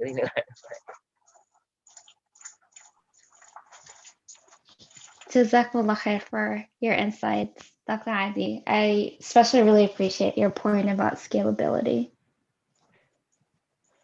I mean, yeah. So, shall we call it day or night? And inshallah, we continue. I mean, a lot of stuff here, but we can.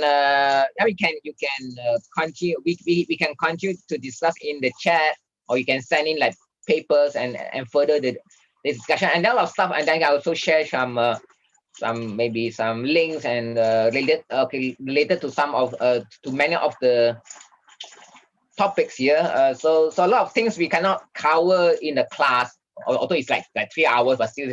But inshallah will compensate for that in the chat.